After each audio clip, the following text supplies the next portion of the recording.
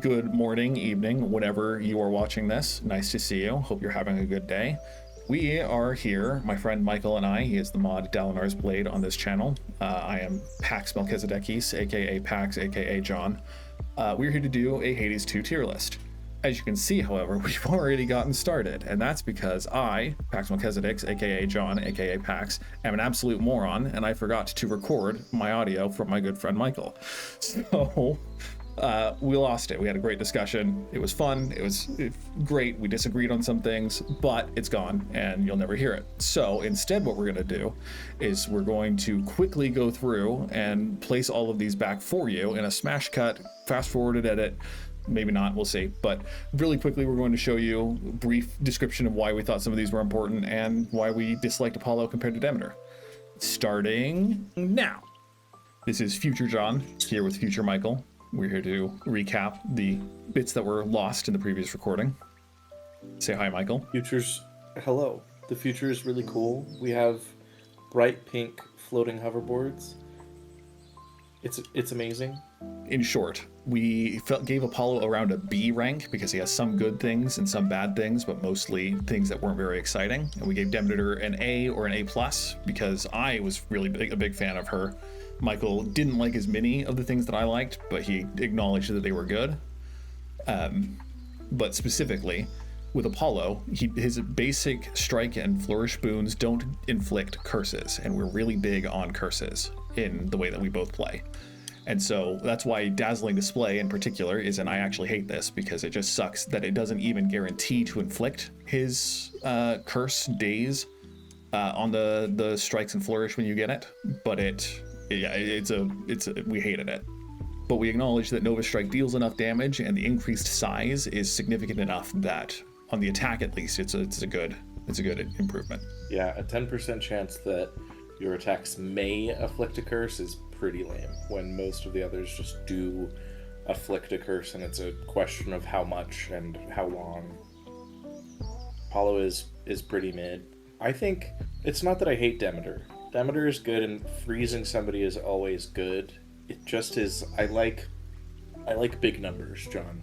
Yeah, numbers are good. And Demeter just freezes people, which is good. It's good utility. It's just not flashy. It's not exciting. It's not Hestia. You know what I mean? Yeah, we'll get to that though, or we have already gotten to that, and it will show up for the viewers in the future. We both agreed that the effect that Apollo has on the cast, though, is pretty good. As you can see, every run, no question, we love Supernova. We both use the cast a lot to crowd control and to deal with positioning things. And so, big fan of Supernova. I pushed Prominence Flare, which is your Omega cast, deals damage after it expires. I pushed it to good with most weapons. Michael doesn't use his Omega cast very often.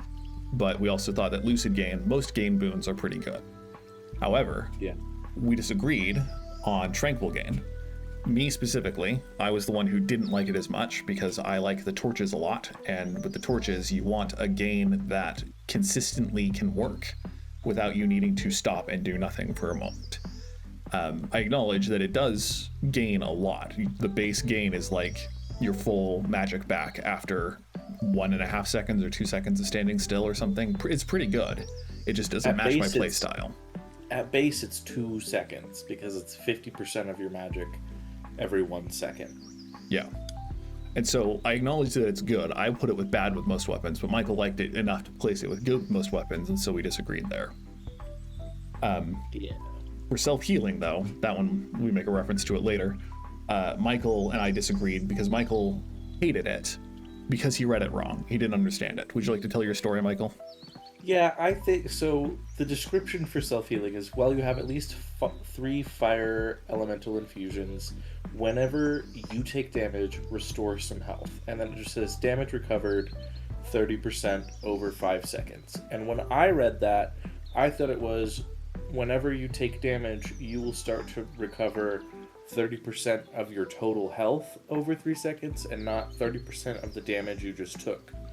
So I thought it was a way to heal because it's called self-healing, but it's just damage reduction. There's no healing that occurs. Anyway.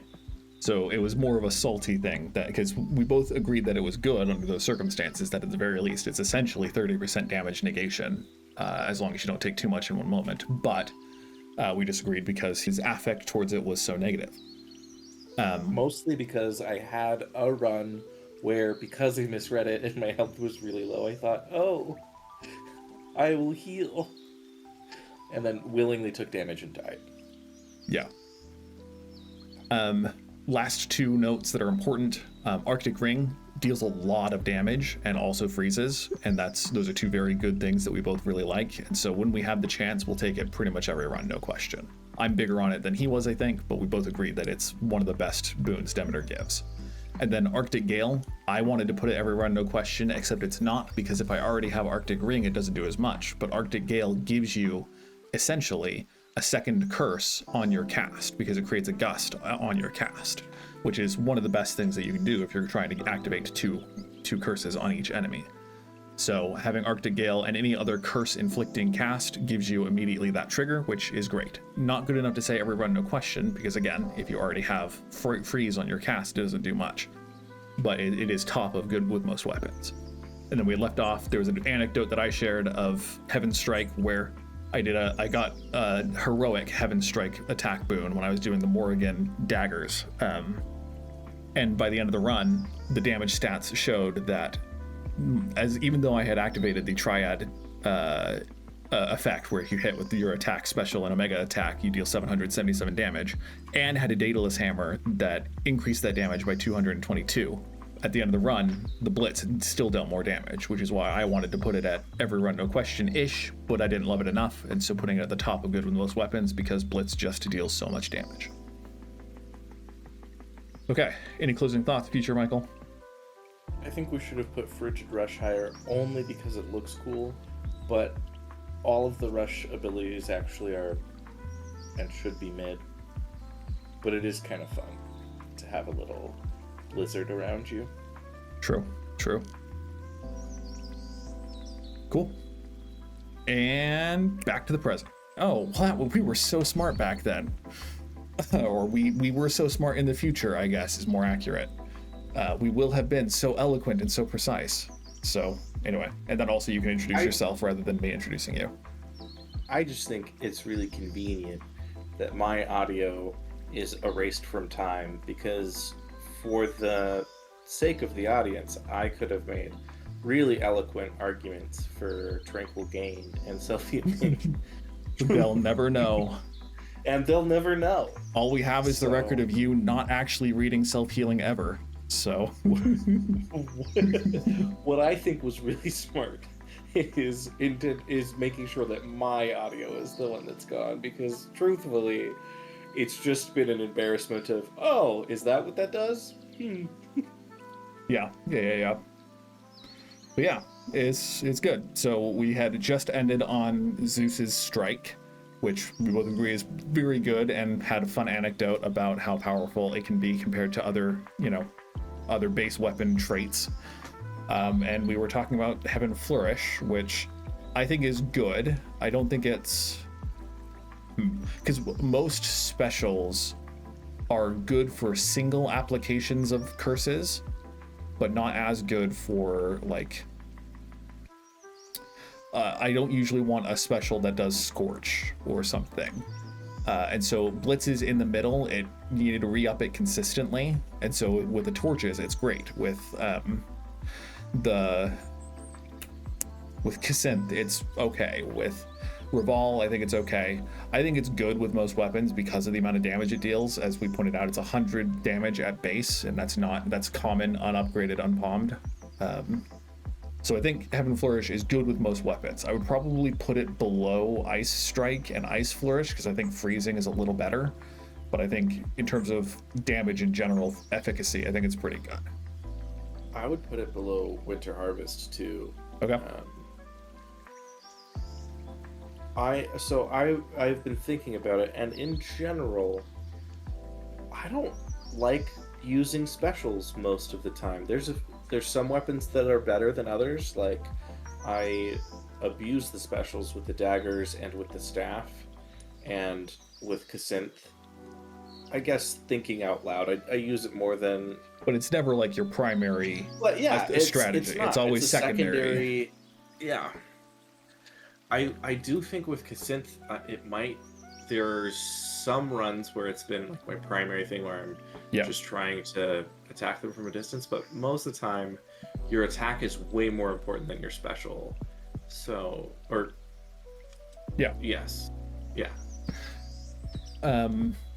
I and for your purposes, for applying curses, I think that your attack and your cast are better at doing it. Generally. I disagree. I think the special's main purpose should be to inflict curses most of the time, because at least with the Omega special torches attack, and with Cassinthe and with the skull, like I feel like those one quick special in the midst of a bunch of attacks tends to be all I need for inflicting most curses. So I definitely agree that the cast is a good, reliable way to do it, but I often look to the special as just a curse inflictor, and when it doesn't inflict a curse, I'm really low on it. So in principle, I do think we agree, but I think I'm more fond of it. I keep it in mind more to have the special be, I use this to inflict my second curse kind of thing. With like the Moros's torches specifically, the special is awesome. Yeah. And I do use it to apply curses and to explode the ghosts, but yeah, I think we loosely agree. I don't hate the special by any means. I'm not saying I ignore it. I just think the cast, because specials tend to be an AoE way to apply curse. And I think that if you have a cast that applies a curse, cast does it better. Interesting. But it depends, because some casts don't apply a curse, like Storm Ring. Yeah. Our next item. Yeah. I'm pretty mid on Storm Ring. I think it's okay. I think the damage it deals is okay. But it's never one that I'm gunning for by any stretch. Yeah, the fact that it only deals damage to one enemy in the ring at a time is a real disadvantage for me. Yeah. That it's helpful at that point in boss fights. Yes. As kind of passive damage, but there's certainly a whole host of casts that I think are preferable. Yeah. To this one for. I would much rather have Apollo's cast, because at least it inflicts a curse. Yeah. And so I think bottom of mid is pretty okay. Yeah. I would put it above Snow Queen, and that's how I feel about it. Yeah. Similar with Thunder Rush, because in general, I usually don't want to be rushing any more than I have to be. The one exception would be the hidden aspect torches, but I hate the hidden aspect torches. And so since this is just damage and it doesn't inflict anything curse-wise, I almost never take this if I don't have to. I definitely think it's bad with most weapons, because most weapons are going to deal much more damage than just by rushing next to enemies. But I do kind of hate it. Of all the rushes, this is one of my least favorite. This one we might disagree on. I take it almost every time, because I don't rely on the rushes to apply curses. I just like that you can apply 20 damage every 0.35 seconds. Because I usually do run around a lot. But that's we've talked about like how I tend to dash around a lot and you don't, because increased speed and different things. I think that there's a dash that I suspect we're going to agree on for different reasons being the best dash. But I grab this one all the time. I like it a lot. I mean, we can disagree. Yeah, I think we disagree less than both of the other two, because I don't think it's a good boon. I just don't like the dash ones in general. But this one is probably my second favorite dash behind Hera. Interesting.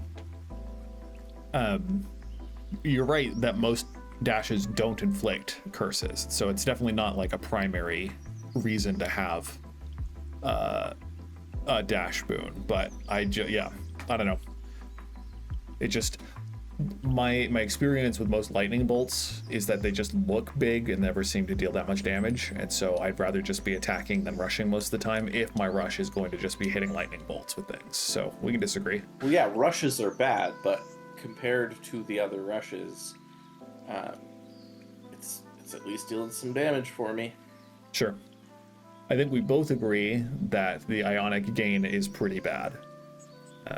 Yeah, it's not ideal. It's good that it restores all mana, and I like that it can appear multiple times, like every 10 seconds it appears. Yeah. But compared to ones that have a constant rate where you don't have to wait every 10 seconds, and if you have something that uses a lot of mana, it's not great to have to try and figure out where it is and take the time to move across the map to go grab it. Yeah. I actually hate it. I actually hate it too. I think it's better than the Apollo ones we have here, but only just. Yeah. And so Agreed. I actually hate it. It's disruptive for the way I like to play. I have to stop and think and say, oh, I'm out of magic. I need to go pick up this item. And it's, again, that it restores full magic is good, but I just think it's not great. Power Surge. I'm so curious what you think on Power Surge. Is this isn't the Chain Lightning one, is it? No, but the Chain Lightning feels less controversial to me. The Chain Lightning is just good. Yeah. But this one is whenever you use mana, a random surrounding foe is struck by lightning damage for a base of 30 damage. Okay. This one entirely depends on the weapon. I think it's good with most weapons. Yeah. Because and torches especially are awesome. Yeah. But there's others like the axe where I don't use a lot of mana with the axe. Agreed. In general. So I think it's good with most weapons. There's a few that it's not, but yeah, like the skull, I will use the Omega Special on the skull frequently enough, and I'll use Omega casts frequently with basically every build. That I usually take this, especially if I have the torches. I take it, but I usually take this one. So I'd say bottom of good with most weapons. I think it's worse than the damage after your Omega cast personally, but I see it. I like that. Okay. So we had previously talked about like retribution boons or revenge boons. Yeah. And divine vengeance is after you take damage, your foe is struck by lightning, and again 50% of the time. So they will be struck by lightning the first time, and then you have a 50% chance that they're struck a second time. Yeah. And it deals 100% damage at base each time it hits. And this one's interesting because what changes with the rarity is not the damage, it's the number of times it hits them. Yes. I've had a number of runs where it has, like even just early on, I had a distinct memory of getting brushed by one of Polyphemus's shockwaves and then seeing him get struck for a significant amount of damage 4 times. And so it's so satisfying. It's I'm way better than... I'm fonder of this one than I am on most other revenge boons. Yeah, I still think it's mid because Okay. you have to get hit for it to matter. Yeah. But it is a lot more satisfying than any of the other revenge boons. So I'd put it above Perfect Image. yeah, it's more satisfying in Perfect Image to be set off. So this might be controversial for me. It might not be. I don't know. Every single time I get a boon that changes how my cast functions, I get completely lost. And I fumble everything, and I hate my life, and I just stop using my casts because it's too much. And so I'm pretty sure Lightning Lance is the one that lets you aim your cast as a lightning bolt that it appears in the circle. Yep. I really wish I could say that that's a skill issue and you need to get good, but I am exactly the same way. Yeah. All of the things that shift your cast, it's not that I fully give up. I really liked the idea of being able to move my cast wherever. Yeah. But it ends up being a lot harder than I want it to be. So it makes me use my cast less often. And especially just this one isn't the worst offender at that. Hades gives the worst one Yeah. for this. But you're right. Any of them that change how your cast works really mess with my run, because I'm expecting the cast to place a crowd control tool where I am standing. Yeah. And I got to where when I get this one, if I get this one, because all of the other choices are worse, on the PlayStation controller, I don't aim it. I just press it, because when you have this boon, it does start at like whatever enemy you are kind of facing at that moment. Yeah. And so I just stop trying to aim it. But that also, I tend to take a lot more damage because I'm planning on using it as a crowd control method, and it's not where I thought it was going to be. So I kind of hate it, but because I think it's better than some of the other ones that change your location, like Hestia has one too, compared to those, I would put this as bad with most weapons. Okay. But I'm also completely fine saying I actually hate it, because it really messes up my runs. When I can take them intentionally, this is the one that I like the most. When I'm thinking, I'm like, okay, now I'm going to have to do this. When I can put that elif statement essentially in my brain, then I think it's good enough to be bad with most weapons. I think it's better than I actually hate this. Yeah. Yeah. Up next is Static Shock. Is that the chain lightning one? Wonderful. Well, it's actually a show that was on Kids WB. Yeah. Did you watch Static Shock ever? Do you know what I'm talking about? No, I don't know what you're talking about. Oh, well, John, you missed out. Did you watch Fetch with Ruff Ruffman? I sure did. I wasn't allowed to watch Nickelodeon. Interesting. I was allowed to watch Kids WB, and I was allowed to watch PBS. So Okay. had a good spread there. I ended up watching Nickelodeon anyway, because I didn't do most of the things my parents wanted me to do or be. Yeah. But anyway, in Hades, I'll leave you from my rant about how cool Static Shock was, but your strikes emit chain lightning that bounces up to 4 times, but you prime 50 mana, and your chain lightning damage is 10 damage per bounce. That's actually a lot lower than I thought it was. Same. But I mean, most of the time I we're like getting it it a at lot. rare, so I think it's probably okay. Yeah. I like it a lot too. I think it is definitely good with most weapons. The axe is the worst with it, because the axe has such slow attacks. And I think the skull as well, because you have big impact with fewer hits. But other than that, I think most weapons are pretty good to have just a little extra damage every time you hit. Okay, the staff is also pretty bad with it, but I think even then, I think it's still good with most weapons. Yeah, agreed. And you can make it better with other boons later on that are nice. And like you said, with a palm or upgraded rarity, it's even better. Because I don't think it's as good as like other just good base stuff, but I do put it above Winter Harvest though. Yeah, it's a really satisfying one to get. I get excited when I get that one. Yeah, usually, unless it's with, like you said, the axe or. So double strike is your lightning strike effects have a chance to hit twice, right? Yeah, 10% chance to strike twice. This one, it's kind of. I like this one directly proportional to how high the rank on my Divine Vengeance is. Because exactly that. Like it has to be that this is bad with most weapons or bad with most builds. I've had this one be offered to me where I just have like one thing that might ever do a lightning bolt to begin with. right? Like Yeah. Blitz doesn't count as a lightning bolt, I think, right? Do we? I don't think it does. It might. I don't think it does. Do we want to change good with most weapons and bad with most weapons to runs instead of weapons? Because that's kind of how we're talking about it generally. The weapons is mostly just for the attack and specials. Would that make sense? Do you think? I like that better. Okay, that's an easy change.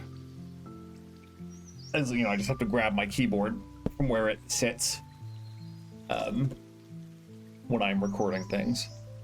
Yeah, I think with most runs is better, a better descriptor for most of the other, and we're gonna change to, instead of with, to bad on.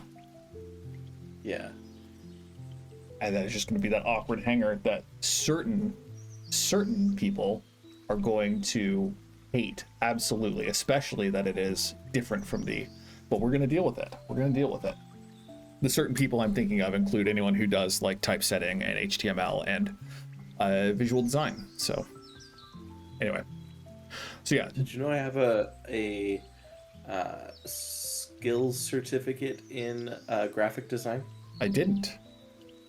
Yeah, I have an official certification that I could put a LinkedIn badge on. Wow. Yeah. I took one class that was an editing and publishing class where we had to learn about visual design, and I learned a lot about fonts, and I was very happy to learn a lot about fonts. But I did not stick with most of the visual design stuff.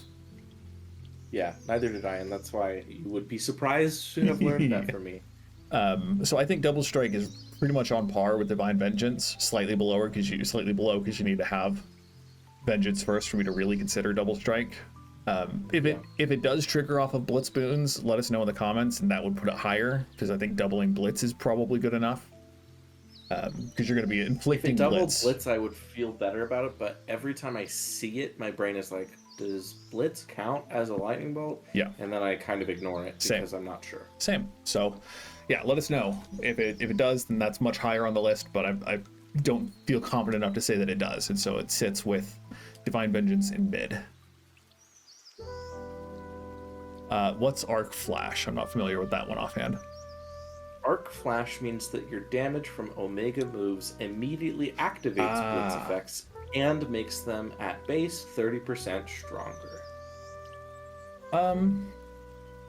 This one's really dependent on...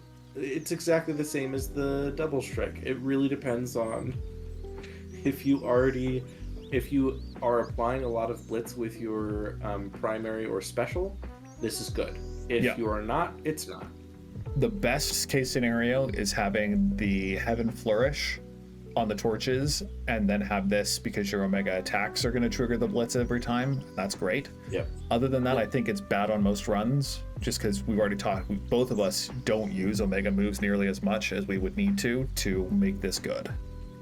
Yep. So I think it's better than Extra Dose. I think it's better than Backburner, but I don't think it's much better than other things. Electric Overload is an interesting one. It makes it so that your Chain Lightning deals more damage and bounces up to 3 more times. So you have to have the Static Shock. You do have,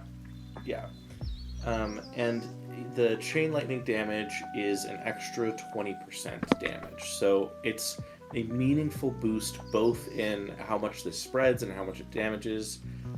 I grab it whenever it's offered to me, because you have to grab it, have Static Shock. So I always grab it. It's a good one.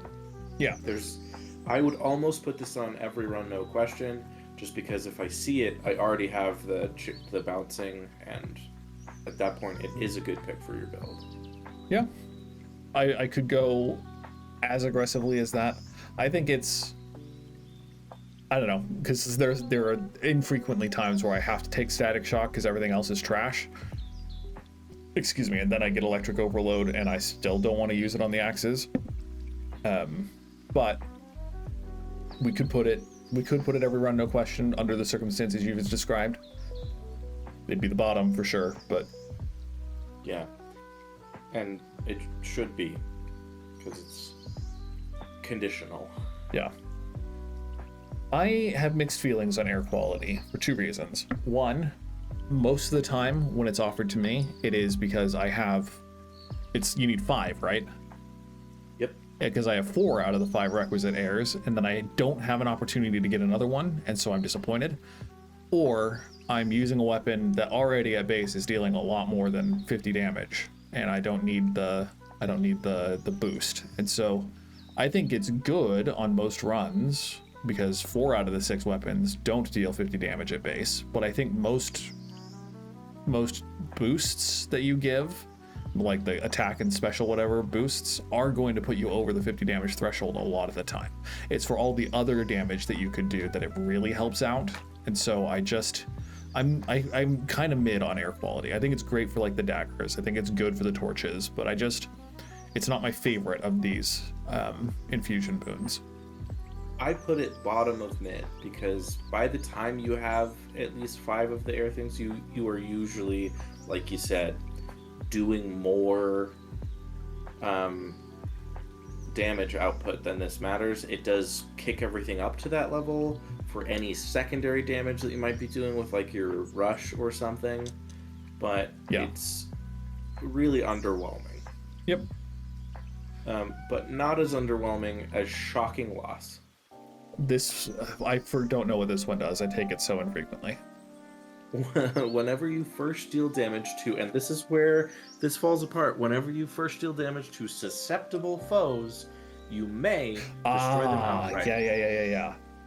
You have a 25% chance to immediately destroy something as you deal damage. The first time you deal damage to.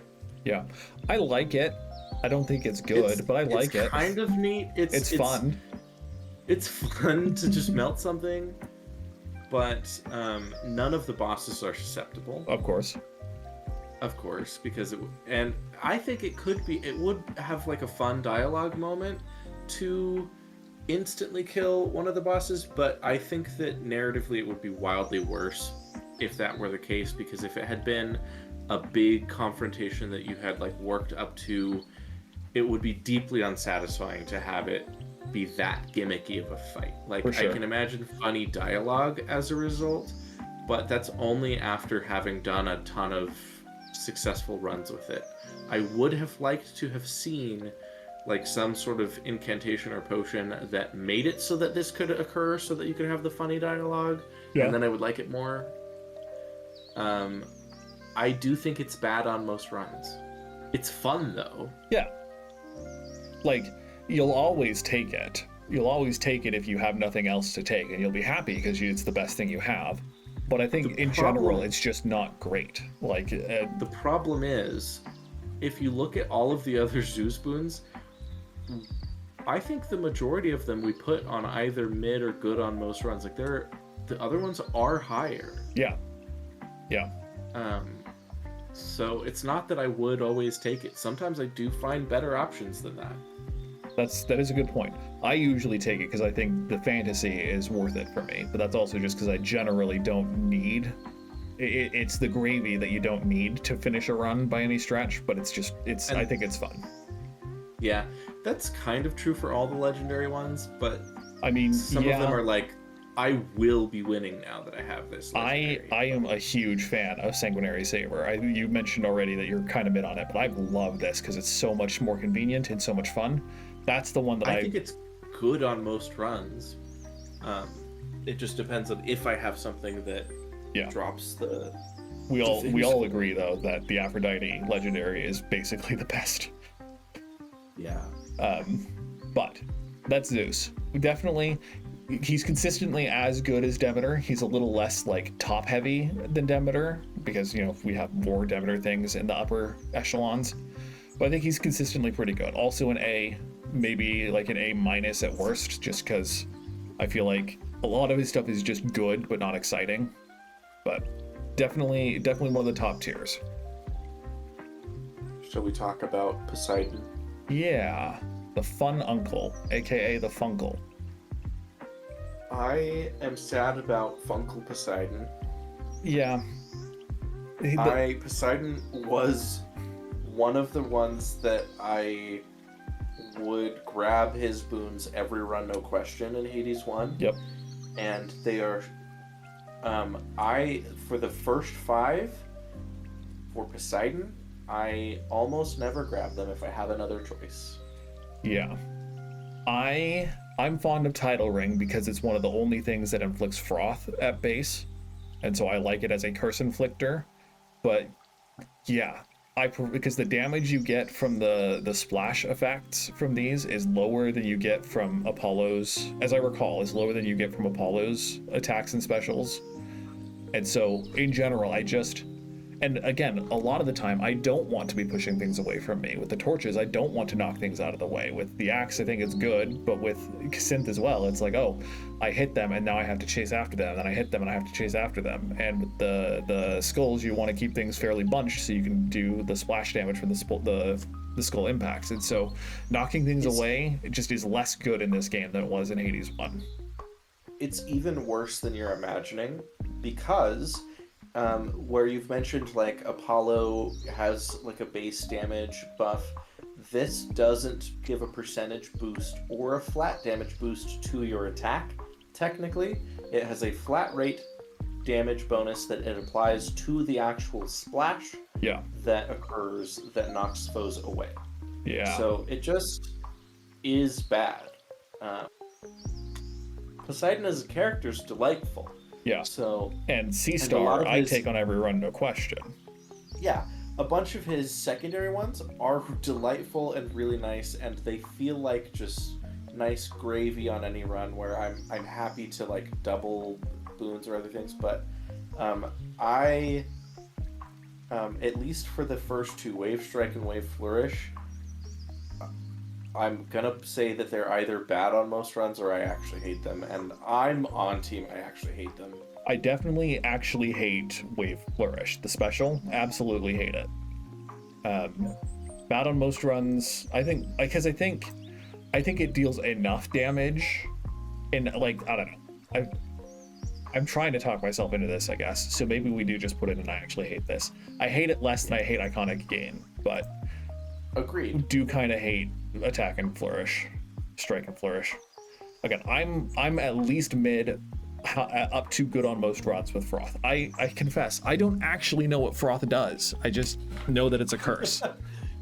You're such a simp for curses. Yeah. You're like any status effect. That was a disclaimer at the top good. that was lost in our original recording. I like the Arcana card that it gives you a 50% damage boost to anything afflicted by 2 or more curses. So I'm huge on the attacks, specials, and casts that inflict curses. I'll read Froth for you, and I do think it's a better curse than some that we've talked about. Yeah. It's better than Apollo's for sure, but it's not amazing. It says, when hit, afflicted foes have a 25% chance to take 50 damage, and it lasts for 3 seconds. Okay, yeah. Not great, but it is a curse. So yeah. I'd put it at least bottom of bed because the immediate damage is pretty good. I like that it immediately hits them with a splash. So with the attack and specials, the splash damage is kind of I feel like it changes the hitbox of your weapon, or at least it's a separate hitbox from the hit of your weapon. Where this one is sort of the reverse of Apollo's, where there's damage at the end of your cast. This just applies a 60 damage at the beginning of your cast. So I would put it, like you said, towards the bottom of mid. I don't hate it as much as the other ones. It's a decent one. Yeah, I put it above Apollo's just because it does the damage up front, and that makes it a little more consistent. Though I don't know if most things can't leave your cast once they're in. So maybe there's merit to having Solar Ring be higher. But yeah, I like it more than Apollo's, I think. I'm not sure. So if you're comfortable with it there, that's where I would put it. Cool. Breaker Rush is whenever you sprint, hit the first foe you run into with a blast that knocks foes away, and the impact blast is actually higher than any other splash damage that Poseidon deals. It's 80 damage. Yeah. It's, of the Poseidon boons, it's the one that I probably like the most, just because it's nostalgia from the dash of Poseidon in Hades 1, and also I don't know, It's pure nostalgia that makes me grab it. I still think it's probably either bottom of mid or just bad on most runs. I do grab this rush more often, just out of love for the Dash and Hades one, because it's a good time. I think it's better than Nova Flourish. I like it less than I like the Legendary Boon, so I think bad on most runs, just because like most of the time you don't want to run into things with the coat. You sometimes do if you're doing a aspect of Nyx's coat with like the axe. The dash axe attack is pretty good and deals a lot of damage and is a good way to start a fight, but I think in general it's bad on most runs. I think you've nailed the hammer on the head, that there's a few good runs with it, which means it's bad on most runs. It's not that I actually hate it, it's just as bad on most runs. Yeah. Flood Gain. I tried Flood Gain because I read it. I was like, wait, so anytime I use magic in the next bit, it comes back? And I liked it, but it was clunky enough that I was confused most of the time, because I think with this and with Hera's Gain, you're able to use Omega attacks when you don't have magic, and it will then regain. Let me read it for you and we'll talk about it. It says your Omega moves make you briefly restore any mana you use, repeatable after 8 seconds. Yeah. And then the magic flood duration is 4 seconds. Yeah, on rare, I'm pretty sure it goes up to 6, and on epic, it goes up to full 8. Like, it never wears off at 8. Yeah. And so I used it gratifyingly on the torches, and it was okay. So I think it's weirder to use. You have to think a little bit more to use it, but I don't think it's bad. I think it's mid. I put it bottom of mid. I've used it as well, where I prefer it over Zeus's Gain. Yeah. But because if I'm halfway through and I don't have a gain yet, I'm grabbing this. Sure. No questions asked. Sure. But it's not. I'm gonna try and look for another gain first. Yeah. Hydraulic Might is one that I like a lot. I don't prioritize it over others because I think that it has limited potential, but it also is very fun. It is at the start of each encounter, your attacks and specials are stronger for 10 seconds, and at base, that initial bonus is 100% damage. Yeah. But only for 10 seconds. I actually hate this out of principle, not out of like actual practice. I think it has, if you're trying to do one of those nuke the boss runs, then yeah, obviously you want this because you're going to kill the boss in 10 seconds anyway. But every time I see it, I'm always just like, it only lasts for 10 seconds. If I'm fighting Prometheus, that fight is lasting much longer guaranteed, because you have to wait for him to do his magic. And same with Typhon, he has a number of instances where you have to delay. And every boss has a halfway or 1/3 way down, 2/3 way down, or whatever, that they become invulnerable. And so there's no way that you're going to use this for the whole fight, I think. Correct. And so I don't like it for that reason, but I don't think it is unbearably bad. But I also never take it if I don't have to. I'm okay with putting this at either the bottom of mid or the top of bad on most runs, because it only lasts for 10 seconds, where I'm like, it's okay, but like I said, I never prioritize it over something else because it's limited to 10 seconds.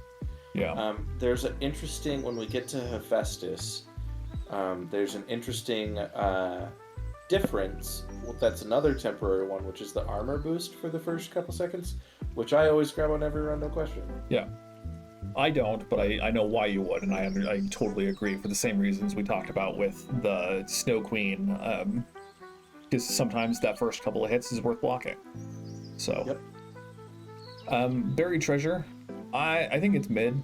I think it's good. but I think most of the time it's like the only non-meta currency it gives you. Okay, it restores health, and then it increases the amount of health you get. So I think it might be better than mid. It might be top of mid, but like, it's the one of the two, I always prefer Sea Star. Buried Treasure has upside, but I don't think it's good enough to put it into every run, no question, in my opinion. It's slightly better after Bones give you mana and after Ashes give you health. True. But only a little bit better. Where were you thinking about ranking it? Upper mid, bottom of good on most runs, because I think it is good on most runs, but I don't think it's great on most runs. I'm even okay with middle of mid. I take it pretty regularly, but that's because I don't like Poseidon's first 5. And so if I am stuck with a Poseidon boon, like any boon is better than no boon, right? Yeah. And a lot of the time I will pick this one to avoid limiting the other ones. So I put it at middle of mid because it's just like some extra cash, health if I am low, and bones. Yeah. It is fun. On a few specific runs, I will try to just max my cash. Yeah. Because I think it's fun to just keep buying out stores. Yep. And this is a great thing to do for those runs, and they are legitimately fun. So middle of mid feels good to me. Cool. What's High Surf? Hit surrounding foes with a powerful splash as they start to strike, but you prime 30. It will deal 40 damage to foes as they start to hit you, basically, at the cost of removing 30 of your available magic. Yeah. I don't like it. I don't like it either. I almost never take it, and when I do take it, I never notice it. Yep. I've never noticed it. That's my problem with it. It's another revenge thing, kind of. They don't have to hit you for it to go off, which I think puts it a little above Light's Might. Okay. But I also have never actually noticed it when I put it on a build. Yeah. So, yeah. So Sea Star. If it's early, we already know. If it's early, I'm always taking it. If it's in the first area or so, I'm always taking it, even if it is just the base 25% chance. I'm even gonna take it unless I have something obviously better. I would take it as long as I'm not literally in the chamber right before Chronos. Wild. Because it Poseidon just doesn't have that good of boons. That's fair. Being able to double resources, like, obviously it's better at the beginning of a run to have that chance to double things, and I've seen a lot of clips of people, like, I've gotten this up to like the 70%. Yep. I've seen people get it at 100%, and it's a delight. Yes. When you have a high percentage, to have Poseidon be excited with you to get a copy. So yeah, I take it. I think every run of questions great. Yeah. I guess we can put it above because it's not conditional like Electric Overload. Yeah. Yeah. I agree with what you said. So we can just praise another. Yes. Yeah, it's great. It's great. Slippery Slope. This one is your splash effects from Poseidon also inflict froth, and froth deals more damage. So it moves that froth damage up 20%, which again is foes have a 25% chance to take 60 damage. Yeah. Given that the main splash things we have are, and I actually hate this, and the other splash, like, most of our splash things are very low. We can't put it very high. I like that it makes it so that they give a curse, but it's not a great curse as we've discussed. I put it on bad on most runs. Yeah. I don't actually hate it, because if I have to be picking it because I have attacks and specials that matter. Yep. But it is bad on most runs. Geyser Spout's something to do with your cast, right? Yeah, your Omega cast gains power and knocks foes away. It is kind of satisfying as far as like throwing foes away, but like you've mentioned, it's not actually something you usually want to do. No, You no, kind no, of no, want no. it's I like to use my Omega cast, but knocking away not is the issue. Yeah. yeah, not Omega cast. I'm saying knocking people away. Um, it's kind of the opposite of Aphrodite's cast or Omega cast. I usually take this just because I like the bonus damage. I don't know. Because the cast freezes people and it knocks them away at the end. Usually that's fine because I usually don't need to worry at that point. They're either dead or it kills them. So I usually take it. I don't hate it, but if you are low on it, I could put it in mid. I put it in mid. I often grab it for the water element, Yeah. and I don't use my Omega cast that often, so it's kind of an indifferent one to me. Okay. It would even go lower than all those cast. What's Ocean Swell? Your Omega moves also launch a wide wave ahead that knocks foes away, but use +5 magic, and the wave damage is 40.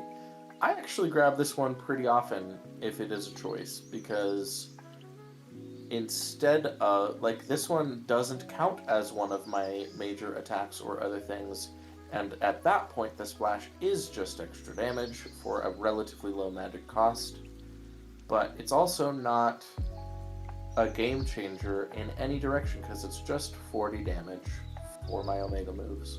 Yeah. I'm not a huge fan, but that's usually because I am not a fan of the toll that it takes on the magic. Like, I prefer it if it just primed, but that it costs every time. It gets a little expensive, so I think it's mid. Yeah. I think I like it more than like Perfect Image and Frigid Rush, but I don't think it's, I don't know. I would put it above Perfect Image. Yeah, that's a good spot for it. And then Water Fitness gives you just health based on the number of water things you have, right? Yep, plus 15 health for each water boon you have. I love it. I think it's definitely good on most runs. Yeah. Obviously not every run, because not every run you have water people, but I think good on most runs. Definitely above Winter Harvest. Yeah. I'd even put it above Static Shock, because I feel like this is less conditional than Static Shock is. King Tide is an interesting one. Given that we have Wave Strike and Wave Flourish, I actually hate this, where your splash effects from Poseidon are larger and deal more damage to Guardians. So when you're fighting a Guardian, your splash deals plus 200 damage. Yeah. Or plus 200% damage. I think in principle we would probably want to put it in I actually hate this, but I think if I have, like, I think it helps to save Poseidon's base attack and special. So I could put it at bad on most runs. Because it's like, it's all upside if you're stuck. It helps redeem the run a little bit, but I don't think it's great. Yeah, it is interesting because, like you said, it makes it work better. So it is a good boon, but it's also kind of underwhelming for a legendary boon to just be like, without this, your splash run is terrible, but with it, it's okay. Yeah. I think we could do bottom of bad on most runs. I even think it's okay to put that it is top of bad on most runs, because if you have it, you have splash effects, and it is a legendary, and it's plus 200% damage on those splash effects. But it is just bad. Like, I'm not bringing it on most runs. And definitely not building to it by any stretch. Correct. If I happen to get to it, I've already committed to doing a splash run, right? Yeah. So you're not going to just get King Tide. Yeah. So overall, I think Poseidon gets a B at best, because Sea Star is fun, and the fun value of Sea Star cannot be understated. And some other things are okay, but like B at best, D at worst. Poseidon, I see right in the middle of where you've ranked, which is a C, because the highest two that we have given for Poseidon are this is fun and it boosts your health. Yeah, I mean that's everything fair. everything else we've put at mid. So that's a C for me. Like you pass, you're an Olympian, but you know, C's get those degrees, I guess. You were cooler to our brother. Plus, it's a fun joke that Poseidon gets a C. True. Okay. So, Hestia, you're very high on Scorch. You like Scorch a lot. I am Team Scorch. I will grab Flame Strike or Flame Flourish every run, no question, if I have the chance. But it's because my favorite build relies on Scorch, so... So I don't dislike Scorch. My two biggest complaints are that the visual indicator of Scorch health, like damage that will be dealt by Scorch, sometimes trips me up when I have inflicted enough Scorch to kill something and then my brain is like, oh, it's dead. Oh, wait, no. And then I take damage because it's not actually dead. I have to wait a significant amount of time for it to die, because sometimes Scorch, without the flash fry, I think, Scorch sometimes takes a while to deal damage. And so I respect that. I don't hate it, and especially like Moros Torches, Flame Strike on the Moros Torches, that is every run, no question. Even most Torch runs, like every run, no question, because it's so consistently good. But I don't like Scorch. I don't like Scorch on the axe. Yeah, that's literally what I was gonna say. So cool. Nice. I'll do it on the skulls. I won't like it. I'll do it on the coat. I won't like it. I really don't like it on the staff. On the daggers, I think it's okay. It's really a torch weapon through and through, in my opinion. And so, in general, I'm not as big on Flame Strike and Flame Flourish. But the point stands that Scorch runs in general have some really satisfying damage output. I'm gonna put them in, I think, good on most runs. I think there is I think that I would put it higher than Heaven Strike, because I think that it is... Higher than Heaven Strike? Are you insane? No. I mean, it should at least be higher than Ice Strike. The Blitz damage is great from Heaven Strike. But I just like Scorch better. I was going to put the Flame Flourish, the special, at the bottom, because I think most specials, the torches are okay, but most specials, it's hard to re-up Scorch. I refuse to put it higher than Heaven Strike. I fight you on Ice Strike too. I think Ice Strike is better, but because I also think Ice Flourish is better.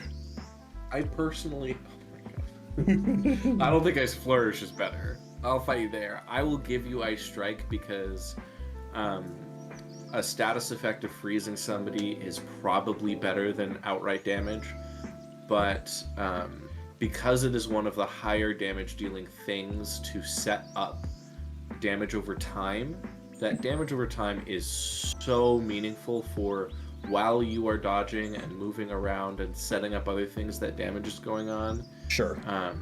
I do think it's at least better than Ice Flourish.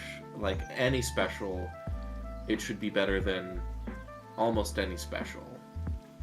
Yeah, I don't know. I disagree, but I don't disagree enough to put in, because I don't think you're wrong. I just disagree. Okay, fair enough. I mean, I would put it every run, no question. So I think this is a good compromise. Yeah. I don't think Scorch on its own is nearly good enough to warrant being ranked this high. I'm gonna read Scorch just real quick. Sure. For the fans at home, the Scorch is a curse where afflicted foes take 100 damage accrued from this every 1 second. Yeah. It sounds like a lot, but 1 second can be a long time, and especially by the time you're in the third region, things are going to have like close to the thousands of health, and so it What I early like on about it's it- pretty good, but You can reapply. yeah, you can stack Scorch up to 999 at base, Yeah. and then there are other things that make it go further. Yeah, and there's other things that make it burn faster. So you do have to full commit to get those like it applying damage quicker things for it to be super good late game. Yeah. Hestia is but- definitely a lean into kind of build. A little bit of Scorch isn't going to do you as much good as a little bit of many other boons, but a lot of Scorch is going to do better than a lot of other boons. Yeah. As I recall, you were lower on Smolder Ring than I am, which I thought was interesting. I like Smolder Ring because it consistently reapplies the Scorch, the curse, without me needing to do anything else except have placed my cast. And so I'm always pretty big on Smolder Ring, but as I recall, you prefer it less than the other Scorch inflictors. It's not that I prefer it less than, well, I do prefer it less than the other Scorch and I like it better than Flame Flourish, but Yeah. less than Flame Strike. Yeah. So I think, I think where you're coming from is I like Smoldering less than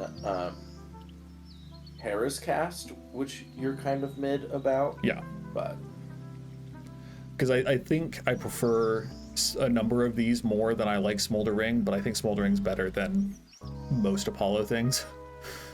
Yeah. So, yeah.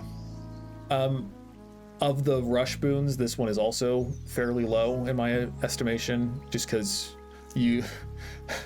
it reminds me of Aphrodite's, I think it was Aphrodite's dash in Hermes 1, or Hermes, wow, Hades 1. Hermes won.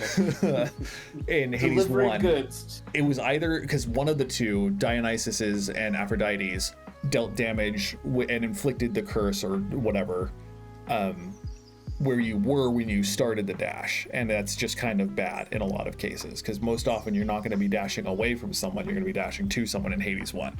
And in this case, like, you do run past people, but not nearly as often as you run away from people, and some people do follow you, but not nearly as many as would make it effective to have Heat Rush be trailing behind you.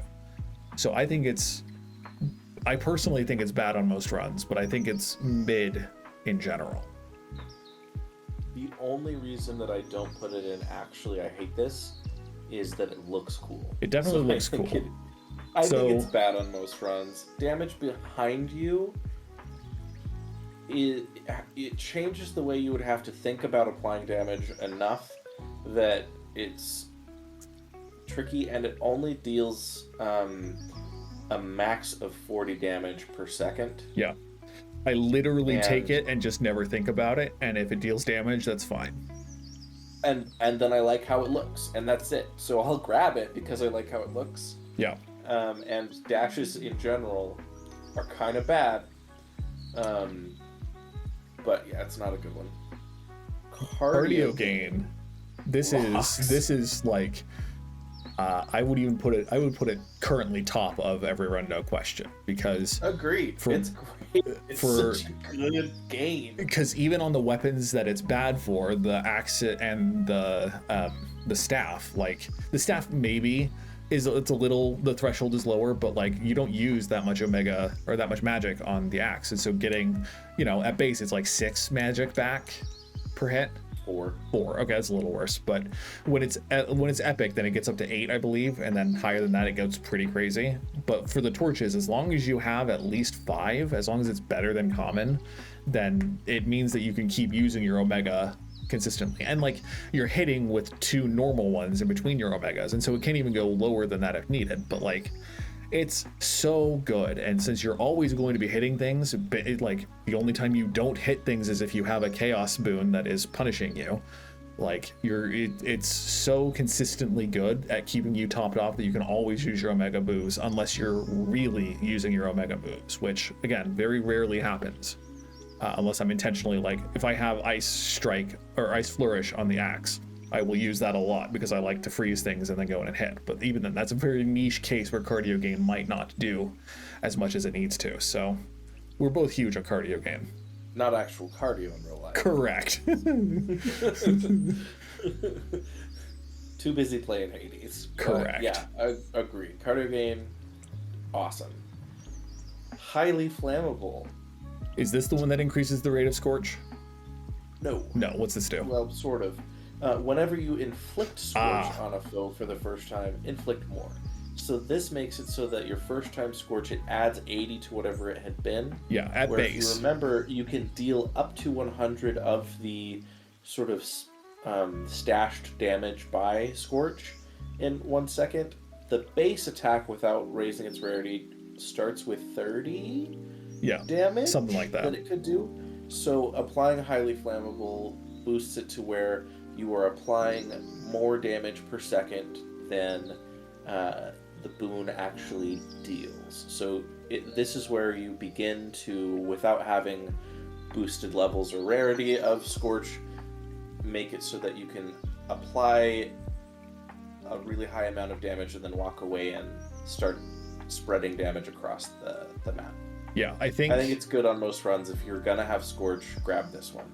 Yeah, I think it goes right between, maybe even a little lower than Smoldering, but like the first time you hit someone with Scorch is usually the only important time, because they usually, if you're focusing them, they're usually going to die before they run out of Scorch damage that you've built up. So I think it's good enough that like that front ending the Scorch you deal is good.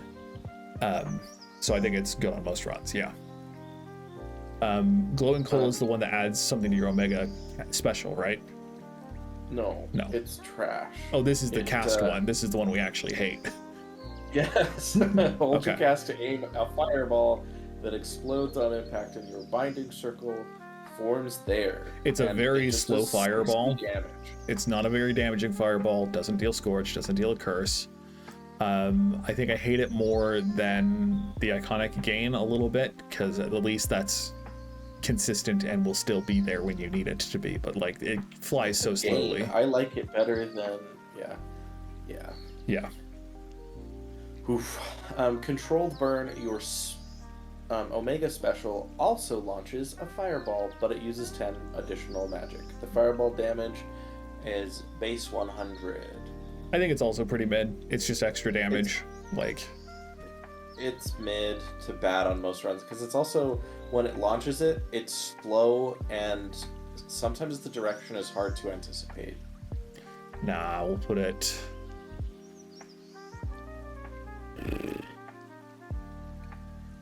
I don't know, something like that. Yeah, that seems okay. Okay. Flash Fry is not what you thought. Okay. It is your foes perish in a blast that damages any surrounding foes.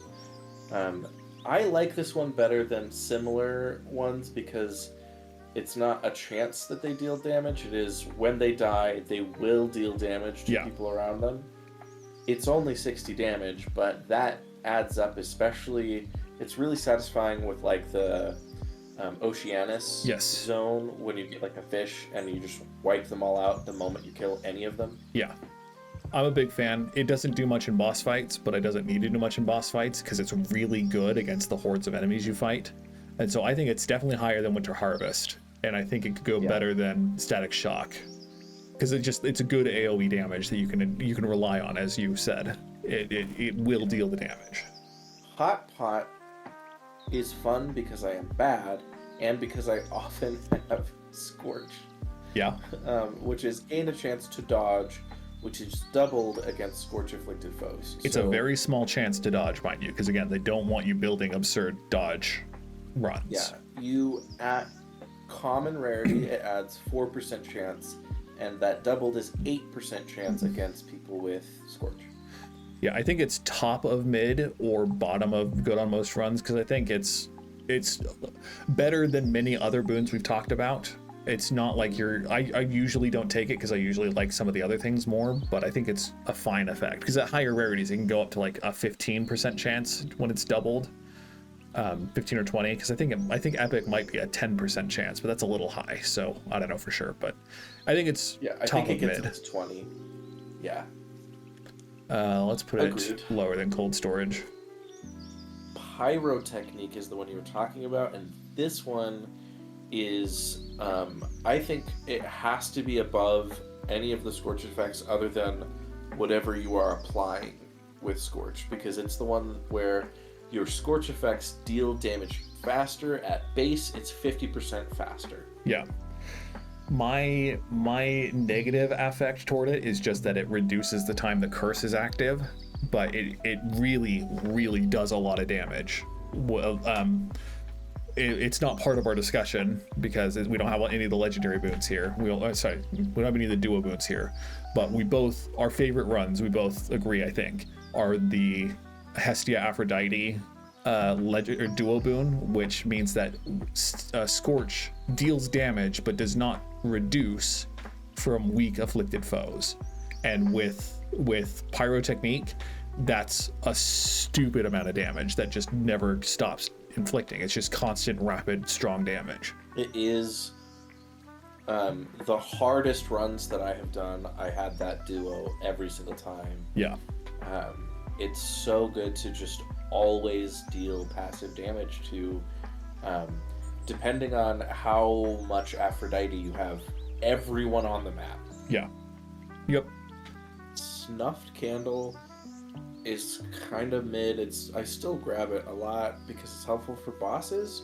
You deal more damage to foes that are nowhere near other foes. I love it for dealing damage to bosses. Yeah, that's it. It's for bosses specifically when you have a Scorch build. So it's still good on most runs, but it's just a 15% damage boost. But that at does base, mean though, you get a 15% damage boost at base against bosses. Yeah. So it's a pretty meaningful stat boost. It's not flashy or exciting, but still great to grab. Yeah. Is Slow Cooker one of the healing ones? No, this just flat increases your damage, right? It does. Yeah. Your attacks and specials gain power the more fire you have. So for each fire boon that you have, your base attack damage and special go up by 2, and the percentages that apply to those boosted base numbers. So it's correct. Really good. Yeah, so if you have something that deals 100% damage, and then it's every attack at base with just one fire boon deals 4 bonus damage. But as you scale higher and higher in the number of boons you get, the higher, like if you have, because Apollo attacks deal a lot bonus damage, etc. If you have a high percentage of bonus damage, it really adds up. So big fan of Slow Cooker. I think it might be the highest of the infusion boons. Because like proper upbringing's good, but otherwise I think this might be the highest best infusion boon. I don't take it every run, no question, but if I have at least 3, then I'm almost always taking it. So yeah. I think it's better than Water Fitness, ? Or it's equal to Water Fitness. It is at least equal to Water Fitness. I do think it's better. Okay, we can plop it there. Increasing your damage output is generally better than increasing your survivability, because increasing your damage input does increase your survivability. Yeah, in general, I agree with that. Fire Away is a little disappointing as a legendary. It's not bad by any means. It is your casts destroy many foes' ranged shots and inflict Scorch on the attacking foes. So it kind of... Yeah, this used to be just a base Hestia boon in the early access. And I remember because I would use it a lot because it's like, oh, convenient. I can destroy all of Charybdis's projectiles. But it being a legendary boon makes it a lot less good. Yeah, I hate Charybdis so I wouldn't much. put it mid. Just hate Charybdis for a moment. Yeah, Charybdis is the worst armored enemy fight. Worst, like, mini-boss, I think. I don't like the Rat King very much. He often hits me for more than I care to admit. But, like, Charybdis is just the worst. Yeah, because it, like... I think it's a good effect, and it inflicting Scorch is good. And when you have enemies who have a lot of projectiles, it's good. But not many bosses have a lot of projectiles other than like Scylla and the Sirens, and even then most of those projectiles are like very quick. Kronos. I guess if they destroy the little floating orbs, if those count as projectiles, but I don't think they do. And they would destroy a lot of Cerberuses, but I think in general you could put it like middle of mid, because it's good, but it's not really that good. Yep, that's exactly how I feel about it. Middle of mid. Yeah. I will note, Hestia has very little that is not good on most runs. Yeah, I think Hestia is the highest goddess in this case that we both agree ranks the highest. Like, the Venn diagram of our opinions is probably the highest point is Hestia. We both really like her builds. We both like. We're about to do Aphrodite. It might be Aphrodite because even without the Hestia combo, Aphrodite's pretty great. Aphrodite's pretty great. I just remember that I'm much higher on the attack and special, even though they don't inflict a curse. I'm much higher on these than you are, so that's why I'm pretty sure one of these is going to go into we disagree. But well, hear me out. I mean, we're talking about it now. I do like both of. Well, see, I don't have an asterisk here. The only asterisk on the Flutter Strike is that sometimes the skull is not close enough. I think every other weapon, most of the time you're going to be using because it's at base, it's like 80% bonus damage to nearby enemies, and that goes up to like 140 for an epic boon. It's a lot of damage.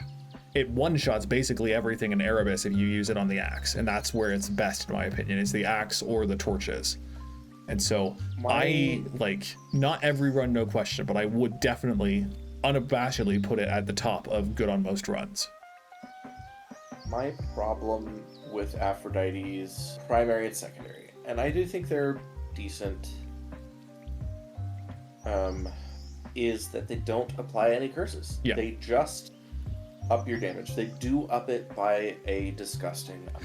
And they up it by more than having 2 curses does, which is why I at base, at worst, they do it by more than 100% of what the double curses, and it's generally twice as much, because most of the time once you have the Arcana cards, most of the time it's going to be rare or epic, and so that math makes me want to use them more than I do. Yeah. Because you're right. Yeah. It is, without anything else going on, at base, an 80% increase to your base attack is bonkers. You do have to be close, but the only attack that I think is outside of the range of close, the only attack specifically, is the staff and the skull. And even for those, I usually tend to get close on the skull anyway because I'm bad. So I feel like, because I would put it below Heaven Strike, but I would put it at least this high. Because I don't take it every run, no question. I prefer to get a curse on my attack, but I definitely put it really high. I will do that for attack. I usually use specials as either distance or AoE, and so it does make me, for specials, want to be closer than I normally would be when I'm using specials. Yeah.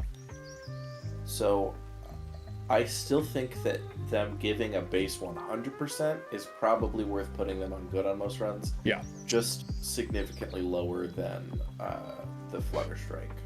Yeah. I think it's probably worse than even Apollo's attack, just because Apollo's attack makes it easier to hit things. So I think this is a good spot, but I do think it is pretty good in general. Yeah. Yeah. Plus 100% damage is good. Yeah. Even though it doesn't apply weak. And part of why I'm looking for weak is that Hestia Aphrodite combo where Correct. I need weakness applied. That is our bias. And because I so frequently lean into needing to apply Scorch, I'm more likely to grab the Hestia one. So I usually ignore these when I am building Aphrodite. Yeah. But I kind of want to do a run after this with some Aphrodite, because I bet with Zagreus upping that base damage from 80, it really quickly scales to crazy amounts of damage. Yeah, and especially if your base attack is high with the axe, like the Aphrodite axe is peak in my opinion. Rupture Ring, I don't get excited by this. I don't enjoy this by any means, but I recognize that it's really good because like I love grouping people. I won't put this below the top of mid. It's yeah. I agree with you. I'm not pumped about it, but grouping people towards the center of your cast and inflicting weak, it's good. The biggest weakness of weak is that it doesn't last very long except on the glamour gain. Like it only lasts for like 2 seconds or so once the Rapture Ring ends and once Passion Rush wears off. So it's not a good curse for inflicting 2 curses in general, but the effect is pretty good and there's a lot of good like synergy you can build into it. And honestly, most of the time you're trying to apply it consistently. You're gonna be yeah, like you're weak is interesting because it says in its description that it lasts at least 1 second.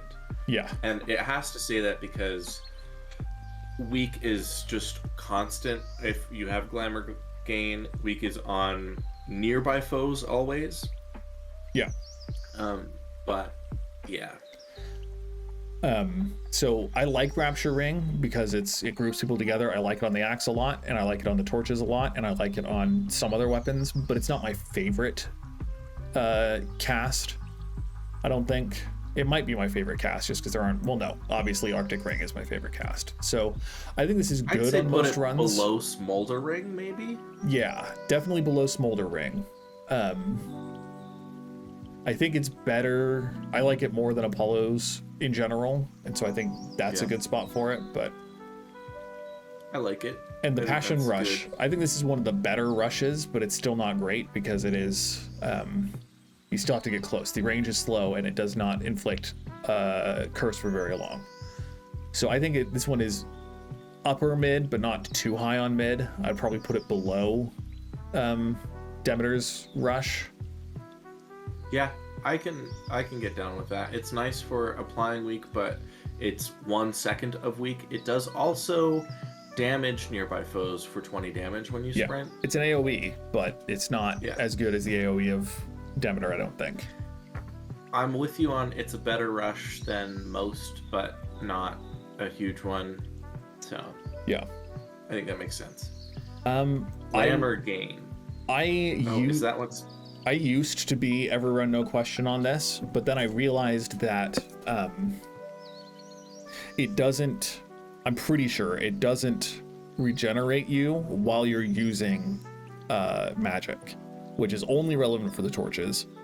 Well, like not only, but it's primarily relevant for the torches. And so recognizing that, I think it's worse than cardio gain, but it's definitely one of my favorite 2 gains for sure.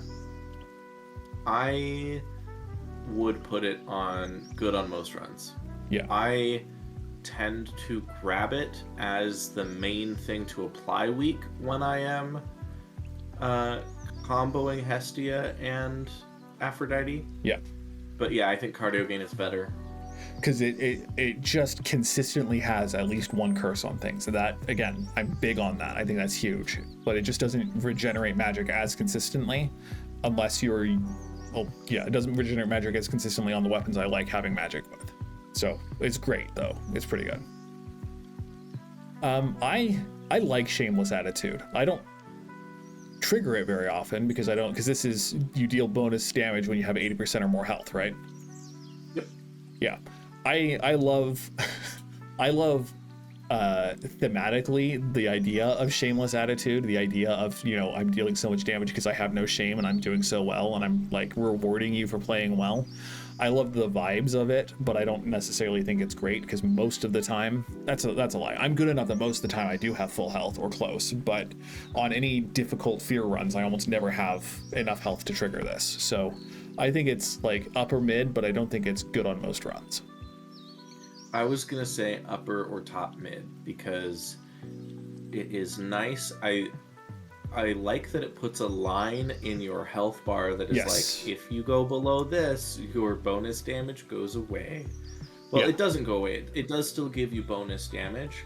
It just doubles your bonus damage if you were above the line. Okay, that does make it a little better, but I still think upper mid is the right place because I don't think every run it's going to be a good choice. Yeah. Spiritual affirmation, on the other hand, Yeah. it's always a good choice. At least good on most runs. I usually take It's this, not- no question. Yeah, it's not a... And I do too. Like, you gain health and magic now and for the rest of the night. Yeah. It's straightforward, just a good thing to grab. Yeah. It's kind of a boring one to talk about, though, because it's just It's up just your good. numbers. It's just flat up the numbers, and those numbers are good. We like those numbers. It's almost always worth it, especially if you don't need to get one of the main 5. It's the top of the ones that I pick when I don't need to get the main 5. I was gonna ask literally that, which is there ever a time where you wouldn't pick it and pick instead other choices? Because I've run into that and it always makes me sad. Because I'm like, Yeah. oh, I do need something to apply weak or whatever. I definitely don't pick it every time compared to other things, but it is. I still think, like, If you can. thematically, it is every run, no question. Like, Yeah. I'm never unhappy to see it, and I'm unhappy when I have something else that my run needs more. Shall we talk about healthy rebound? And You have more why experience I am- than this with me, or than me with this. Anyway.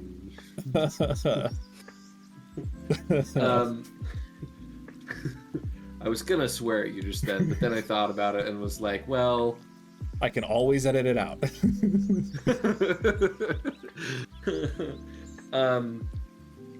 whenever you exit a location, restore 100% health if you have not lost too much. Yeah. It's very this similar one- to the Shameless Attitude in the end. At base, marks that same point for you. Your minimum life for full recovery starting out is 80%. Yeah. So if you have lost less than 20%, it heals you all the way, which is super cool. And it's really sad when that doesn't happen and you were hoping for it. Yeah. I definitely 'Cause think then- it's upper mid because there This boon are, has a chance to do nothing for you. yeah, there are some really good synergies, particularly with Hephaestus and armor, that make this really good. But I think in general, again, on higher fear runs where we're gonna take a lot of damage and you're not gonna have max health most of the time, it's enough of a gamble that it does nothing that I think it's mid. I think it's upper mid because I think the upside is good enough to justify trying for it, but I don't think it's too high upper mid. I think I'd even put it, well, we can put it up here above the Vengeance. Broken Resolve, is that the one that weak is stronger? Weak effects reduce damage more? Yes. Reading the description is your weak effects are more potent. The end. Yeah.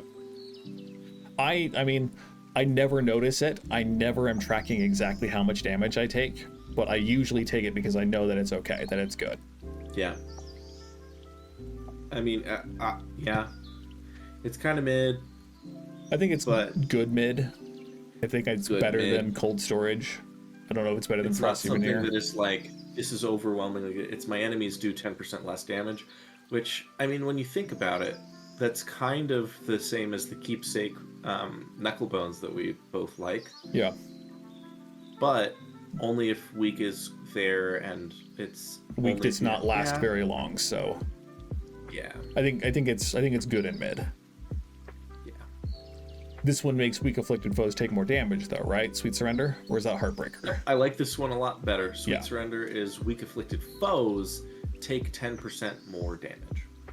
Yeah, I think this is like, we can put it underneath the Rapture Ring, and I think like it's not quite as good as just the bonus damage from other stuff, but I think it's pretty good.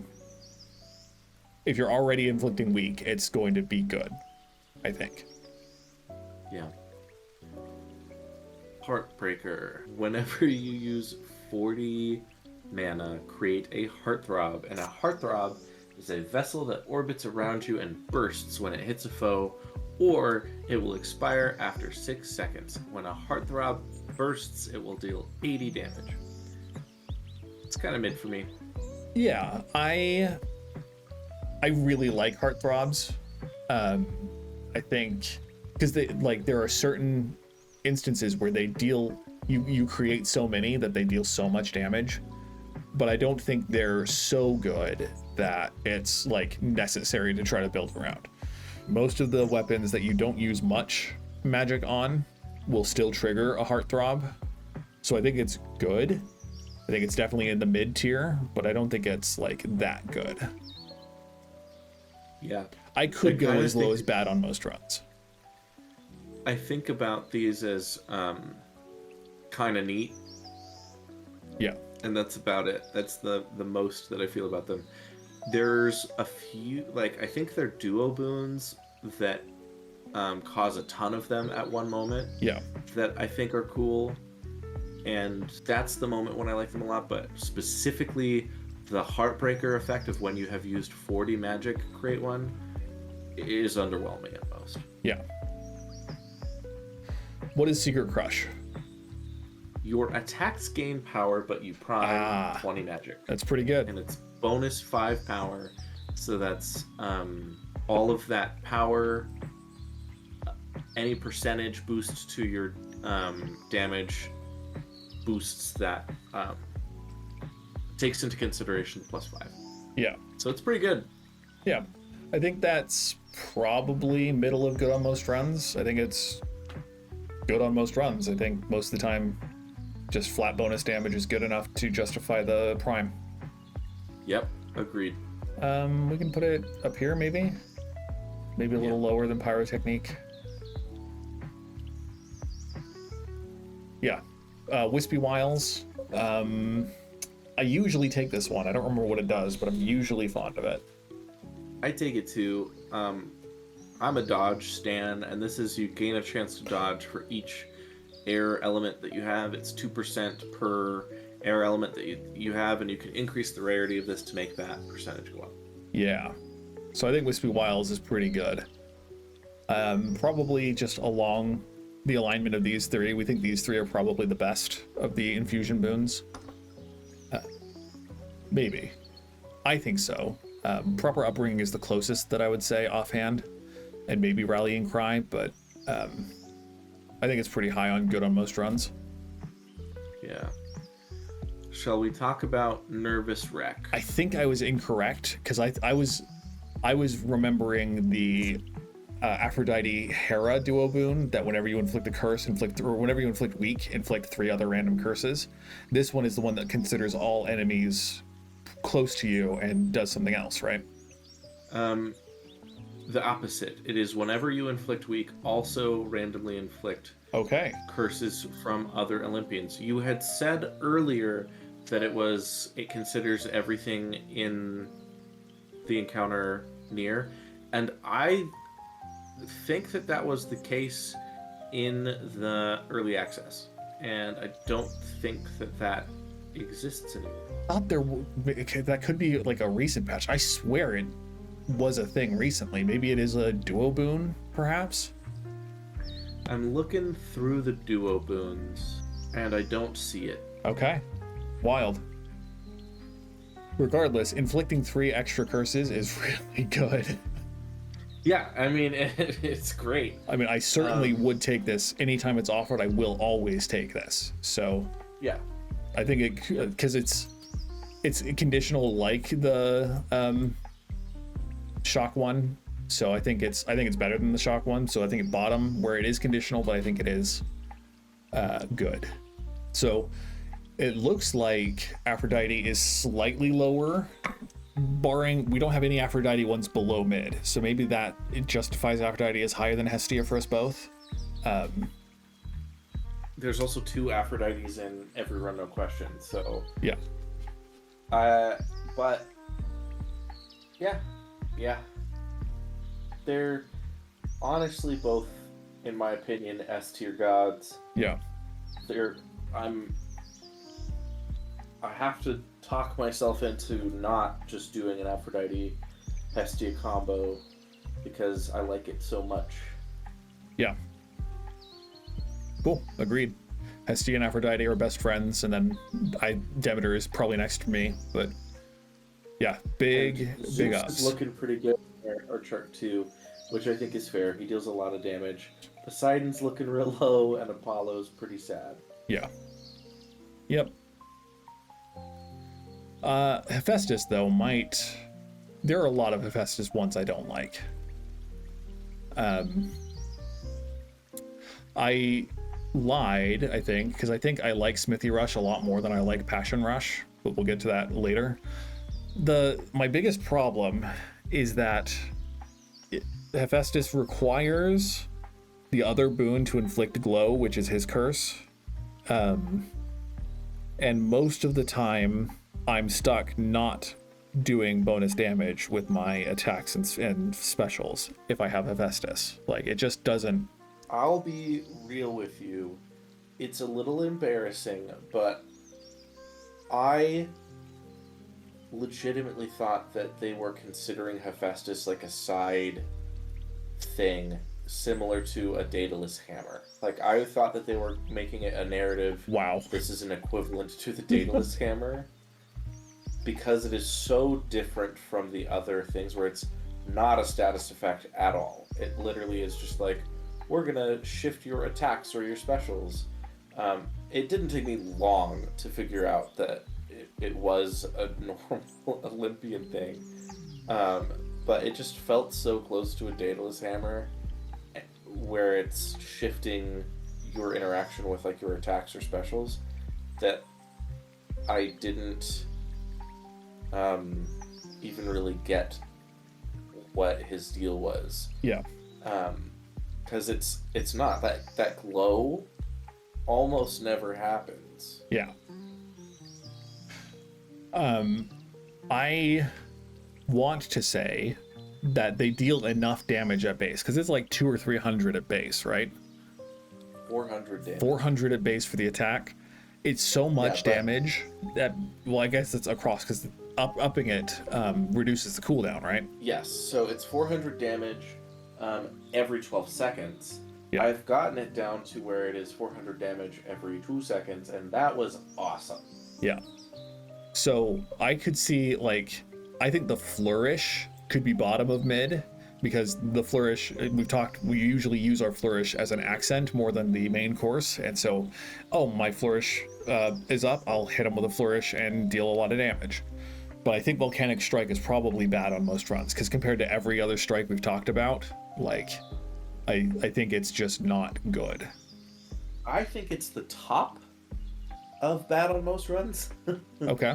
But, well, and that's hard to say, because, like, I mean, we could do both at mid. I think it is better than air quality, or I think it is better than, like, any of our attack things are gonna be better to have than a lot of these, like, mid ones. But also compared to any of if we're looking at it from a comparison of any of the other attacks or strikes, yeah, it's bad on most runs for you to be taking that as your choice. Yeah. So I'm okay with this. I'm happy with this at bad on most runs if we want. Bottom of mid feels respectful. Because it's a lot of damage. Yeah. And we like Hephaestus. Yeah. Honestly, Anvil Ring's kind of the same. Yeah. It's a little less damage. And so I like it a little less. I'd probably put it at bad on most runs. It's 60 damage every 1 second, and it will hit 3 times. Yeah. So it's kind of underwhelming. Yeah. So I think it's worse than the strikes, just because it is such less damage. It's such a smaller amount of damage. Smithy Rush, I think I agree with you that it's really good. It deals 200 damage to foes that you run next to, and it can trigger that every 10 seconds, which lowers as the rarity increases. And, like, again, most rushes aren't inflicting curses anyway, and so it's a good amount of damage to just have every time. Like, more often than not, I'm not keeping track of it, but it's suddenly, oh, that killed the thing, and now I can keep going. So I think I would probably even put it higher than Passion Rush. I probably wouldn't put it higher than Frigid Rush. Yeah. I think that's fair. You absolutely hate tough gain. Because this one, when you take damage, you take less damage, but then basically regenerate all of your magic. Part of my distaste is the less damage is -1. Yeah. So you really don't take less damage. It's not less in any meaningful way, unless you up the level of this or the rarity of this, and then it is a good amount. Well, not even a good amount. It's a heavy investment for not too much payoff. Yeah. It is pretty good as a gain because it restores 150 mana every time you take damage. So if you're taking damage a normal amount, it's great. If you are, and I quote, getting good, which I'm not claiming to be, yeah, and don't take a lot of damage, you don't restore any mana. So you have to get hit to restore mana, which is why I don't like it as much as other gains. I do think, realistically, I'm not that good. So I get hit, and it makes a situation where I never am out of mana. Yeah. So it probably is good on most runs. I just resent the idea of it claiming to be like, I'm going to reduce damage. When you get hit, take 1 less damage when most hits deal way more than 1 damage. I think putting it below perfect image is a nice thematic choice because, you know, if you're perfect image and you're going to get that bonus damage, then you're never going to benefit from tough gain. But if you're not, then tough gain can be pretty good. Yeah. Is this the one that inflicts glow? No. Shoot, I thought it was. It is your blast effects from Hephaestus deal more damage and are 50% larger. It's okay. And the damage boost is +75. It's okay. I put it lower than, because obviously you don't want it without, so I think it's lower than the strike and flourish. I like it's good. If you have them, it's good, but it's not great. Let's talk Molten Touch. This one's, I think, pretty good. I grab it regularly. This is the one that deals damage to armor, right? Yep, your attacks and specials deal more damage to armor. I definitely think it's good on most runs. Yeah, I think it's on the low end of good on most runs because bosses don't have armor. Yeah, but similar to the Flash Fry, it's like it's not meant for bosses. It's meant for all those really annoying armored fights. Yep, and so it's really helpful for those. And like I said, I grab it almost every time. Yeah.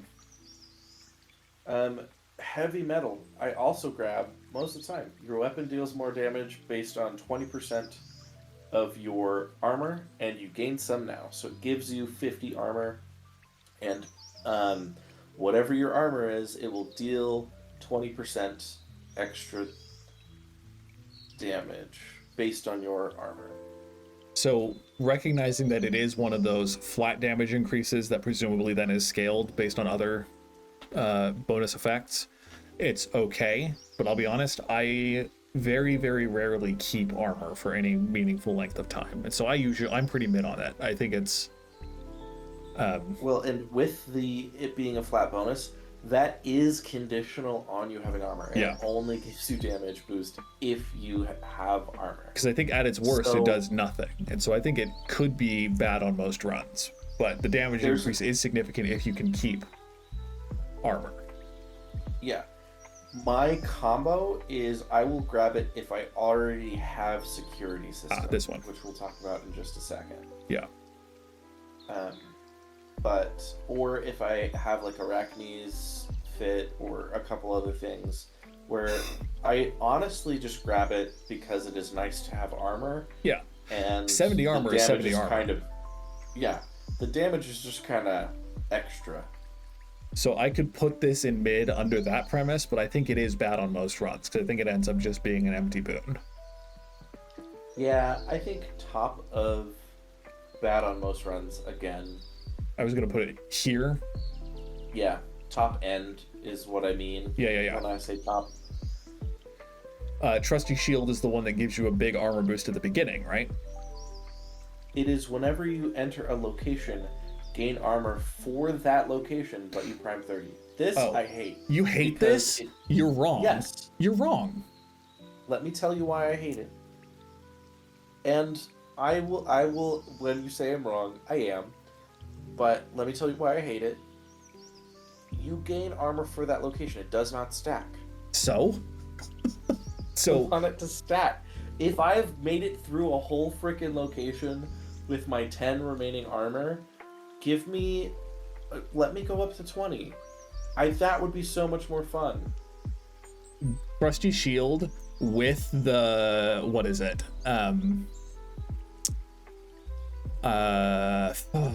Shameless attitude.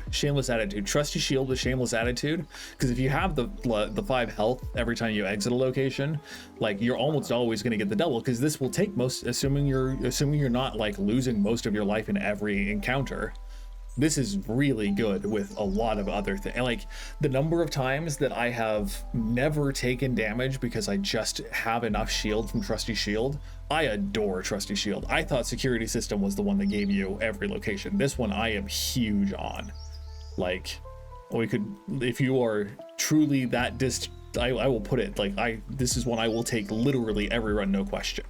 Higher than even C-Star. Like, if I see this, I will take it. Then we are firmly gonna disagree on that one. Yeah, I dare you to try it and like see how little damage you end up taking. Like, every location just stacking 30 armor, because then if you have, not often that you do this, but if you have Arachne's thing, that will stack on top, and then like it won't trigger because you'll still have armor at that point. But it's like, I think it's great, man. Let's talk about why Security System is the same thing, but way better. But way worse? It's way better, John. It's armor that lasts for like 10 seconds, right? Yep. It's so much worse. But it's so much more for the damage. same reason that what Hydraulic Might is bad. It's like, I think it's better than Hydraulic Might, because again, the first hits of fights are sometimes pretty big, but it's so much worse than Trusty Shield. It does. Trusty Shield gives you 10 armor At common. Like, that is I almost always get it at rare or epic, and it scales by 10 every time. A rare one is 20, an epic one is 30. It's really good if you get it at least rare, but on Security epic. System starts at 75. And how do you feel 7 seconds into the fight when it's all gone, Michael? I just feel like Trusty Shield is also all gone 2 seconds into the fight. Like, the first hit, it's gone. Trusty Shield is glorified, the one, like, it blocks 1 instance of damage. Yeah, I don't, starting off like, this can be like 150, 170 shield that is like clear almost everything in every encounter in every room. Your argument for Trusty Shield pairing really well with like Shameless Attitude or Healthy Rebound or others, you can clear a lot of encounters in 10 seconds if you have high damage output. Comboing these two together, like, I will give you that Trusty Shield doesn't have the 7-second count away, and if you really invest a ton of things to increase its rarity, might have better outcomes, because if you're in a really lengthy fight but you're able to dodge, it can work well. But Security System is a good support for most areas. I'll be real, like, the only time that I really lose the shield on Trusty Shield is in Asphodel or the Fields of Morning, whatever, where like it doesn't refresh on encounter, it refreshes only when you change locations, and then suddenly I realize, oh wait, I actually took damage, because I don't know. I definitely think Security System is better than Hydraulic Might, because I think tanking the first couple hits from bosses can be better, but I don't think it's as good as you think it is, clearly. So are we gonna be we disagree on both Security System and like Trusty Shield? We both have the exact opposite opinions of these, so I think that's a good place to pair them together. We both think that one of them is good. Yeah. Uncanny Fortitude is the same thing as Hephaestus's wife's thing, which is you gain bonus life and based on your magic limit. It's not exactly the same because Yeah. Aphrodite gives you both magic and life, but it is based on your magic total plus 20% life. I usually take this whenever I can, just because I like more health. It also applies after the fact, so if you increase your magic limit, it also increases your health. It's great. Yeah. I will grab this every run. Yeah. If I see it. I think I agree there. And then this is the one that inflicts glow. And so I think it is... glow just increases the amount of damage people take for like 25 or 25% or something. Yeah, it's afflicted foes take 15% plus damage for 5 seconds. Yeah, so I think... So it's a pretty good curse, but it's hard because you have to have blast effects and you have to have this one for it to occur. It's like Poseidon's. It's just not great. Yeah. Martial art. What does this one do? It's pretty good, actually. Your attack and special deal more damage for each rock that you have. Yeah. And the damage per each earth boon is plus 5% damage. Yeah. It's pretty good. It's good on most runs to grab that.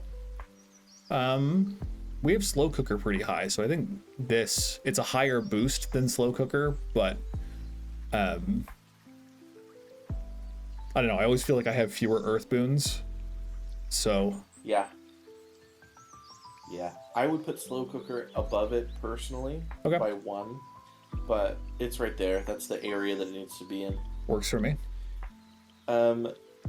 Premium service is, I think, one of the coolest theoretical legendary aspects, or legendary boons, because your aspect of the nocturnal arms is even stronger, so it will boost the rank of your weapon by 1. I think I've literally gotten this once and never again, because I just never take the requisite boons. Yeah. I like this one in theory a lot, because Hephaestus making you a premium version of your weapon is really cool for the lore. It is actually, depending on, we've ranked our feelings on different weapons, but it makes whatever your weapon does stronger. Yeah. Which I think it is higher end good on most runs if you grab it. But to your point of it requiring the Hephaestus things, which we've put lower, it's kind of like, I think, Poseidon, where we decided, because we have the base thing so low, that makes his legendary a little lower too. Yeah. I think putting it, because I think it's one of the best things you can get out of Hephaestus, the armor things notwithstanding. So I think putting it high up on the list of things, maybe below Molten Touch, because I think the flat armor is probably better, but I say flat. Anyway, I think it is good on most runs if you can get it, and it's a good reward for having built Hephaestus, but I don't think it's great. So I think Hephaestus is solidly a B or C tier god as well. Most of his stuff is below the good things we liked from Poseidon. He has a couple of good hits, more hits than Poseidon does, but the misses are a little worse at times. Yeah. His design, impeccable. Yeah. Phenomenal. Voice is great. Witchy. I like hearing this call you Witchy. Yeah, he's funny. He's fun. We like Hephaestus, just not his boons. Yeah. C+, B-. Hera is an interesting one, because I like some, and I think Hitch is a very powerful effect. Most of the things that afflict Hitch well don't need Hitch on them. I think your takes on Hera confuse me so deeply. Yeah.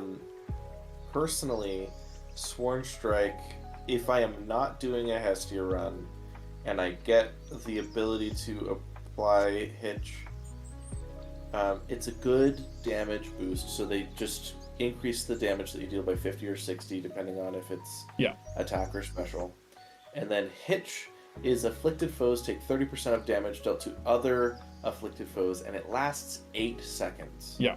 So in terms of curses to apply, I think Hitch is the easiest one to apply that lasts for a really long time. So if you're trying to combo curses, Hitch is the cream of the crop, the best of the best for long-lasting, affecting damage or spreading curses to a whole map. And it has a lot of really interesting combos where you are dealing damage to everything that has this status effect. In terms of curses, I think Hitch is one of the best. Whether or not you apply that curse through the main attack or other methods, I think is where we vary, because I can see arguments for not using Sworn Strike or Sworn Flourish, but I like them a lot. I think Sworn Flourish is where it's at most of the time. Again, torches, it's great on the torches. If you can lock a lot of targets with Cassinthe, with the coat, I think it's great. I think there's the Daedalus Hammer that makes the special of the staff bounce, which is pretty good. Dagger as well, the spread of daggers is good for Hitches. I think the special, or the Flourish is the best Hitch afflictor. I mostly agree. I think Flourish is better than Sworn Strike. Engagement Ring is my favorite cast, so yeah, we disagree on that, but I don't think you're wrong for thinking Engagement Ring is the best cast. I think it's a good cast, but I don't think it's as good as... So we can get to that eventually, but I think Sworn Flourish is definitely good on most runs, but I think it's like mid good on most runs rather than upper good on most runs. I think it's probably worse than Blitz, but that's just based on seeing Blitz deal a shoot ton of damage. Yeah, and that's fine. That makes sense to me. And I think Strike, like, the base damage increase is good enough that I think it's also good on most runs. I just put it one below, literally one below the Flourish. Okay. I do think it's probably better than Smolder Ring. Well, no, I don't. I think it's one below Smolder Ring. You think it's better than Rapture Ring? I do. Okay. I do, because Rapture Ring is good for, like, bringing everybody in, but Sworn Strike makes it not matter, because they deal damage to all of them anyway. You like Revol, you like the Skull a lot, and I think the Skull attack is really good with Hitch, because you're going to fire at groups of people ideally, and hitting multiple different groups of people is going to make it Hitch a lot more. Yeah, and the quick rate that I'm firing makes it apply the damage really well within the 8-second window. Yeah. Because I prefer the torches the most, the Sworn Strike is really bad because your attacks lock onto someone if you're playing on controller, which I do. And so you have to be really good about making sure that you're attacking different people for it to matter very much. I mean, the Daybreaker is the best reason for it onto the torches, but even then, Dawnbreaker, whatever it's called, the aspect of Eos. So I don't think Sworn Strike is the best on all weapons, but I think it's good on most weapons. And again, the flat damage is high enough that I think it's worth it. Yeah. Engagement Ring, I like, because it deals more damage based on how many people are in the cast when you cast it.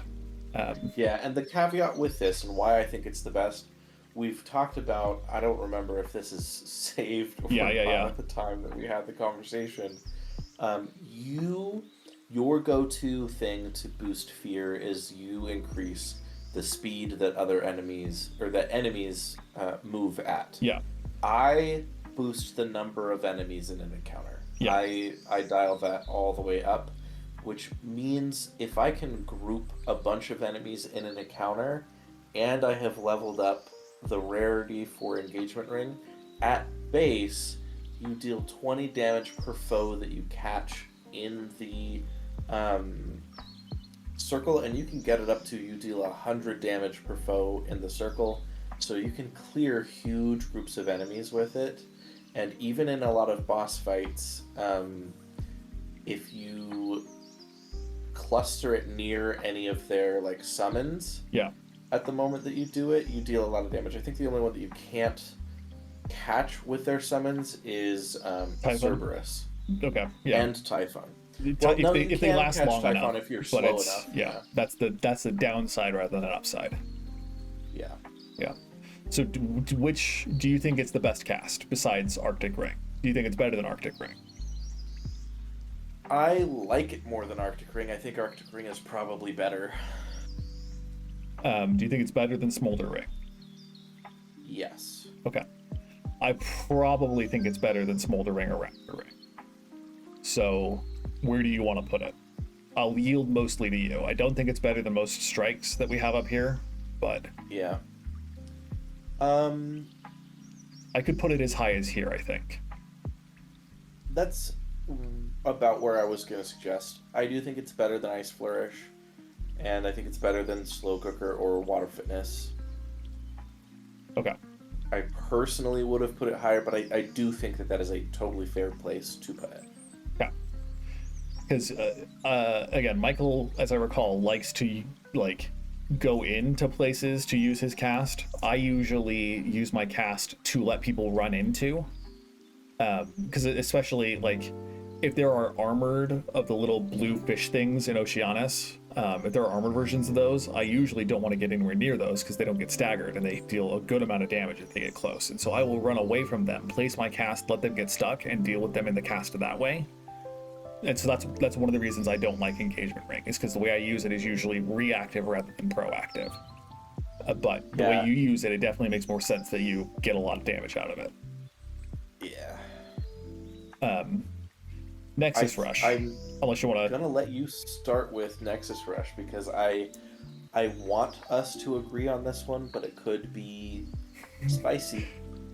Your opinions are valid, but there's a right opinion here. Yeah. So the I've been pleasantly surprised by the range at which it inflicts on your rush, but I don't rush as often as I just dash. And so I'm not huge on it. I could go as high as good on most runs, but I think it's pretty mid. So I'm looking at all of our dashes. They're mostly here. They're mostly mid. I think it is one of the best dashes because it does, one, the most damage. 60 damage applied. It's not the most damage, technically speaking, because the Smith Rush deals more damage, but Smith Rush has a long cooldown for its 200 damage. You can deal 60 damage for every foe that you touch with this with no cooldown. And it puts an 8-second curse on. I think it's the best dash. I think you're right that dashes are mid in general. But I would put it at the best dash. And I don't think anything is higher than the Frigid Rush, but I would put this higher than Frigid Rush. Okay. Because you can run past a bunch of enemies, turn around and attack the last person you hit to then hit a bunch of other people, I think it could be as good as bottom of good on most runs. Like, and I'm fine with that. I think it has the most effective strategy for rushing past things compared to most other ones of rushing past you. There are other things you want to do, but if the rush is meant to get you out of situations or help you position, this has the most passive benefit for positioning in of all of these, I think. If you get this at like Epic in Erebus, you will kill everything that you touch by running into it. And it's so fun. It's an absolute delight. Yes, that is for sure.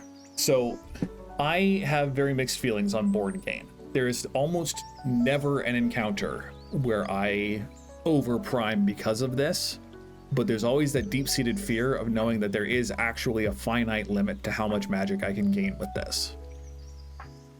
Because it's whenever you run out of magic or have not zero magic and use a spell, you refill all of your magic and prime a set amount. I think it's an excellent design. Until the next location. Yeah. When it restores all of the primed magic that you had. Yeah. I think excellent design, but it's like, I always feel a little bit anxious when I have to take this as a gain. The description on it is confusing. I'm going to read it, where I didn't grab this for a while because it doesn't say exactly. I mean, it does. It says whenever you run out of magic, prime until the next location to restore all magic. Yeah. I don't know It's if you've little... noticed this, but for this gain and Poseidon's gain, when you start channeling an Omega move and you don't have enough magic, it will be a green symbol instead of a blue or a red one. And that green one means that you're going to trigger the effect when you do it.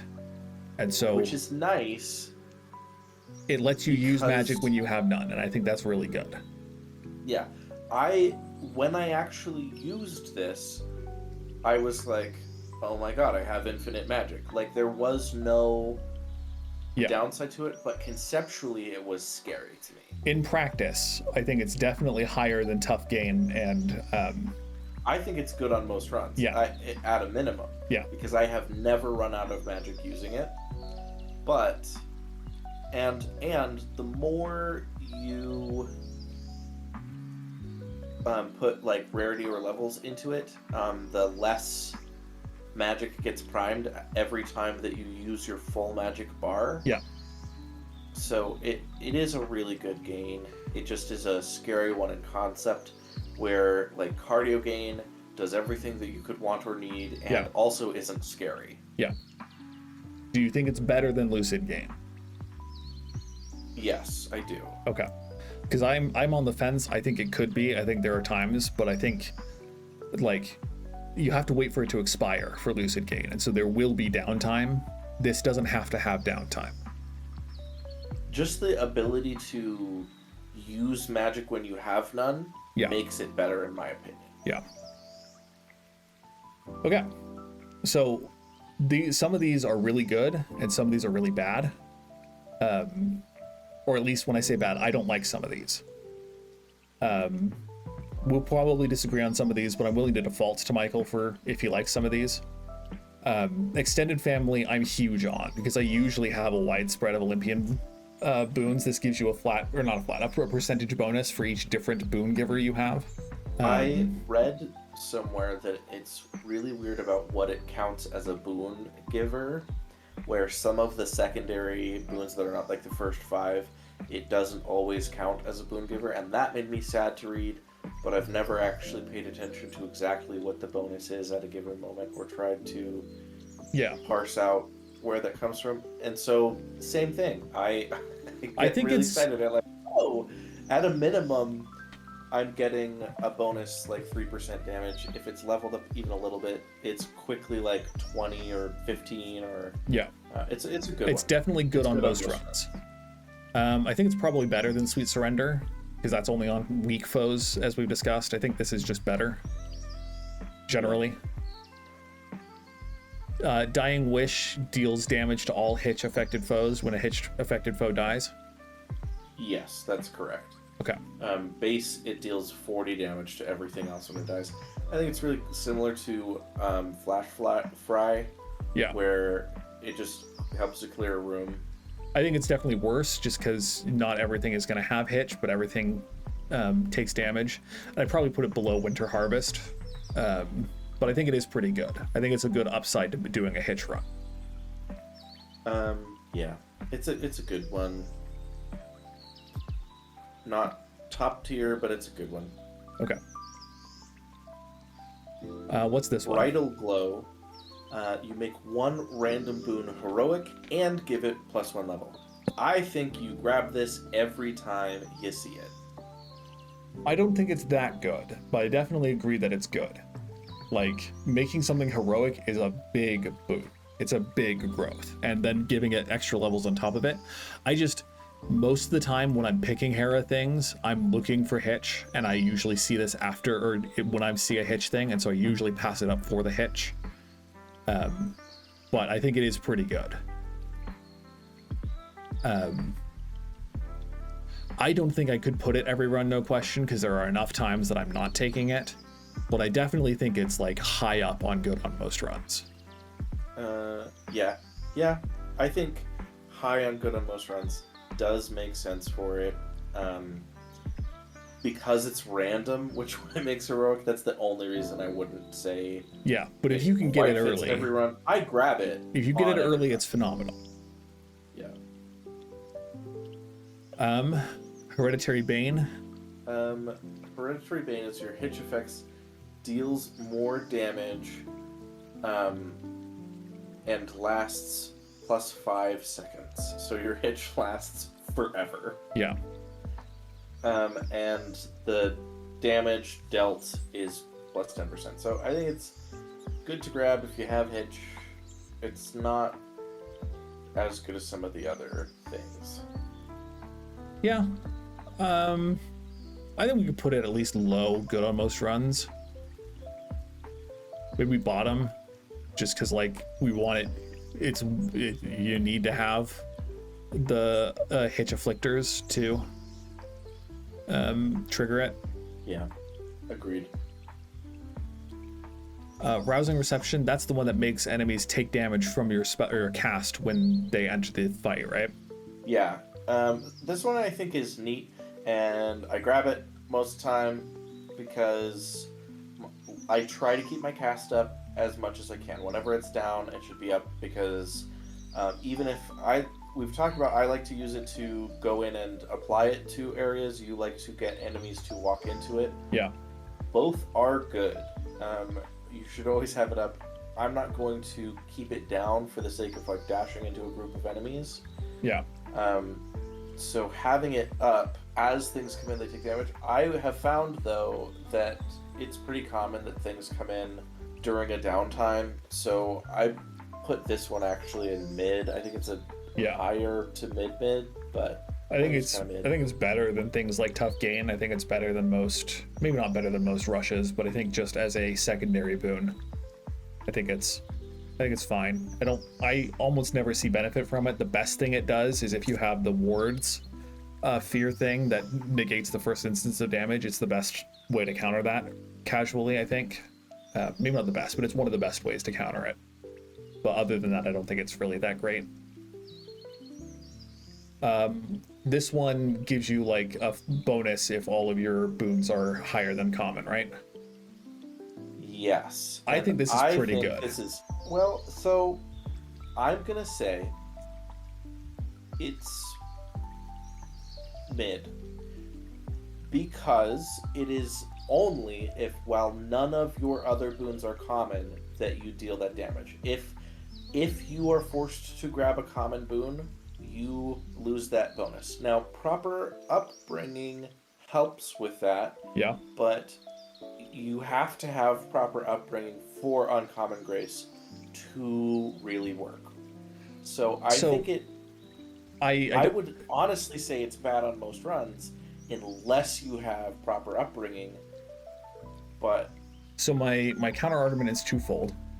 I almost never see common boons. Just like, I don't know if that's just because I'm lucky, but the Arcana card that makes boons rare or epic, the percentage on that is like 50% or something. It's a pretty high chance to see rare or epic boons. It's very rare that you don't see rare or epic on boons when you have that max leveled.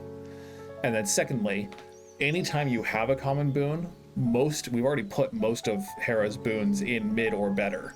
There's almost always something better to take if you don't trigger it right now if you have common boons. And so I think it's only bad if you actually have to take it, which I don't think there's ever a circumstance unless you have the one fear qualifier that removes boons from the pool when you don't take them. I don't think there's going to be a circumstance where you have to take this and it doesn't help you. So I think it's better than bad on most runs, because I think you're never going to pick it on a run unless it's going to help you. I'm fine with putting it in mid. I don't think it's above mid. Okay. Because it does limit your choice. Like, I agree with you, it is deeply uncommon to see all common choices, but sometimes you have a better choice in boon that is common than an epic or rare that is shown to you. And it irritates me to not be able to pick them if I don't have proper upbringing in place. Sure. Because I'm trying to rely on Uncommon Grace. I think it's better than mid, but I think that there's space for your argument for sure. So I think this is a good spot for it. We can just do proper upbringing, because I think proper upbringing, if you can get it triggered, it is one of the best ones. But but only when you have common boons to upgrade.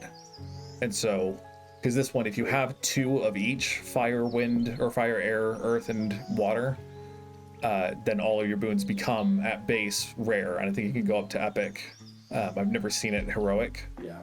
So I think That would be wild if everything was heroic. Yeah, I think this can go with uncommon grace. Like, I think it's... I'll agree because they are similarly conditional, and even if it's everything that you have has to be below rare for proper upbringing to count, you also need to have at least 2 of all of the things, and sometimes you haven't built that way. Yeah. And then So fine you can line... Get it. Oh, sorry, closing thoughts. I was just going to say, you can get it without having 2 of each thing, just to be clear. Like, you can grab that boon and not have it do anything for you. Yeah. Fine line The only... is... I'll be real. The only reason I really got this, or the ocean swell, wherever we put that, was to get the duo boon for the prophecy, to get all duo boons, because, like, it's fine, but the line is so thin, it is a very fine line, that it just misses more often than it hits for me, and I just don't really see benefit from it. Yeah, I think I've grabbed this once. It wasn't helpful to me. Yeah. I also don't use Omega moves that often because they are slower. I do use them, so it's going to be at least once per encounter that it creates a fissure, but it's just not. I think it's bad on most runs. Yeah. Yeah. I'm gonna put it maybe down here. Altogether, rocks. I think it's basically just free value, right? Because this one gives you infusion boons from 3 other Olympians. It's 4 other Olympians, 4. actually. Yeah. You gain a rock, water, fire, and air. You are the avatar at this point. Yeah. And it gives you 1 infusion boon for each. So the infusion boons are like slow cooker, martial art, or Water fitness, physical wiles, the ones that count off of the elements you have. Yeah. So you gain 4 free boons from this and 4 element. It's awesome. Yeah. It's a good one. I'll put this one on every run, no question. You should grab this one because it is 5 boons in 1, basically. Yeah. It's really good. It's basically all upside. Occasionally you'll get one that doesn't really help. Like if you get the air quality, it's not great, but yeah, air quality. But you should be getting 3 other ones too. Yeah. So yeah, Hera is also pretty high. As a personality, Hera is not my favorite, especially when she's talking about Hephaestus or Heracles, and like she has a good reason to have negative feelings towards Heracles. Like I get that, but like she has good reason to have negative feelings towards Zeus. She does not have good reasons to have negative feelings towards Heracles. Well, Heracles is like the manifestation of her husband being like unfaithful, and so yes, she should direct that primarily to Zeus, but I think it's understandable, if not necessarily reasonable or justified, to be so spiteful to Heracles. I will give understanding to not liking the reminder that her husband is bad, but you shouldn't hate different. You shouldn't hate children generally. You shouldn't hate them in general, but like I don't know. Especially like Heracles was named Heracles after Hera, which I mean is kind of a frustrating conflict of like, I'm gonna name my illegitimate child after you, child after you, to try and get you to not hate me for sleeping around. But Hera to me, with Greek mythology, like reading any of the interactions of Hera is like, wow, did Greek storytellers really hate their wives? Yeah. And or hate families and hate everything that Hera is supposed to represent. Yeah. Like, she's such a mean and vindictive character that I don't think is representative of what marriage or union or connection is supposed to mean. and I just don't like Hera as a character in general. She does have good moments in Hades. They have written ways that allow you to appreciate moments. She has kind of a sassy personality where she like there's a really funny interaction where I never in like a conflict between the gods will not pick Hera first because hers is so bad the moment that she's like, don't choose anybody other than me because she is a jealous god, right? Yeah. I thought that was great and well written for just like writing the character, but I don't like the character in general. Yeah, I like all of the evidences that they put of her having no trust anymore because of like she's so cynical about her domain, about marriage. And my brother made a good point of like all of the gods are fundamentally like in conflict with their own domains to some degree, or at least a lot of them. I don't know if Aphrodite is really that much in conflict with her own domain, but like a lot of them have a lot of internal tension, and Hera best represents that because she endorses and supports the idea of marriage and family, but she is so cynical about her own marriage and her own family that like she's so, and there are a lot of times where she's just like so defensive and so unwilling to extend that trust to Melinwe, who does actually respect and like her. Like all of the times you give her nectar or ambrosia, she's always like, oh, I almost believed you. She's so cynical. So I think the writing was really good for her, but like it's so hard to like her at all when she talks about Hephaestus the way that Hera in mythology talks about Hephaestus and views Hephaestus, because like A, I don't even think he's ugly, and B, it's like it's just so cruel to judge someone purely based on their physical appearance. So yeah, I do think just thinking about a statement you made, Dionysus is pretty on point for his domain. Yeah, but I mean, in Hades 1, in this depiction, yeah, Hades 1, he's a little more like it leans more into the like madness and revelry, which I think was brilliant because in some versions of the story, Zagreus becomes Dionysus. Yeah, and so madness was kind of a better fit for a story where they overlap a lot more. And in other versions of storytelling, Dionysus is actually quite serious as a character. But in Hades in particular, he's pretty aligned with how he's represented in terms of domain. Yeah. But we've gotten onto a big side tangent, and I do need to go to bed at some point, so we should... Same. I'm pretty big on Ares in general, except for the ones that you mentioned that you like the stabbing rush. I don't. But because it's not a huge damage boost. The vicious strike and flourish are like 30% or 40%. But I think just wounds are good curses to inflict. They last a good amount of time, and I like all of the plasma things that you get from it. I think it's much better and much more creative than the Doom was in the first game. Yeah.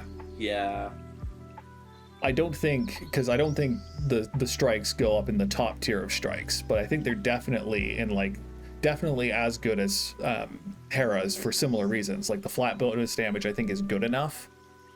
I think Hedge is probably better. Well, I don't think Hedge is better than Wounds, but I think there's enough evidence to say that it is that I think I'm okay putting it below, but I think it's good.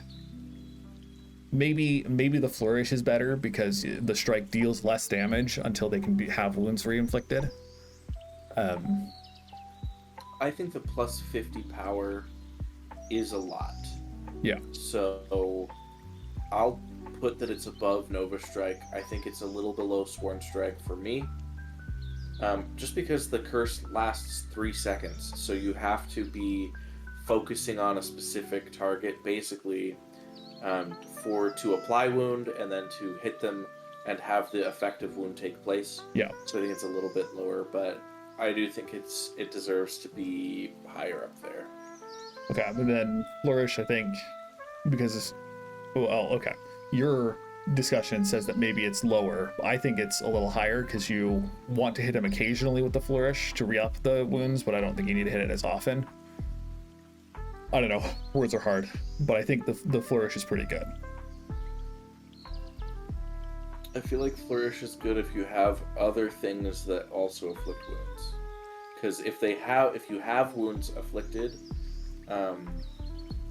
going in and just hitting a nice little flourish on them is great. But because I don't use specials very frequently, I don't like it as much. I put it more bottom of good on most runs. Okay.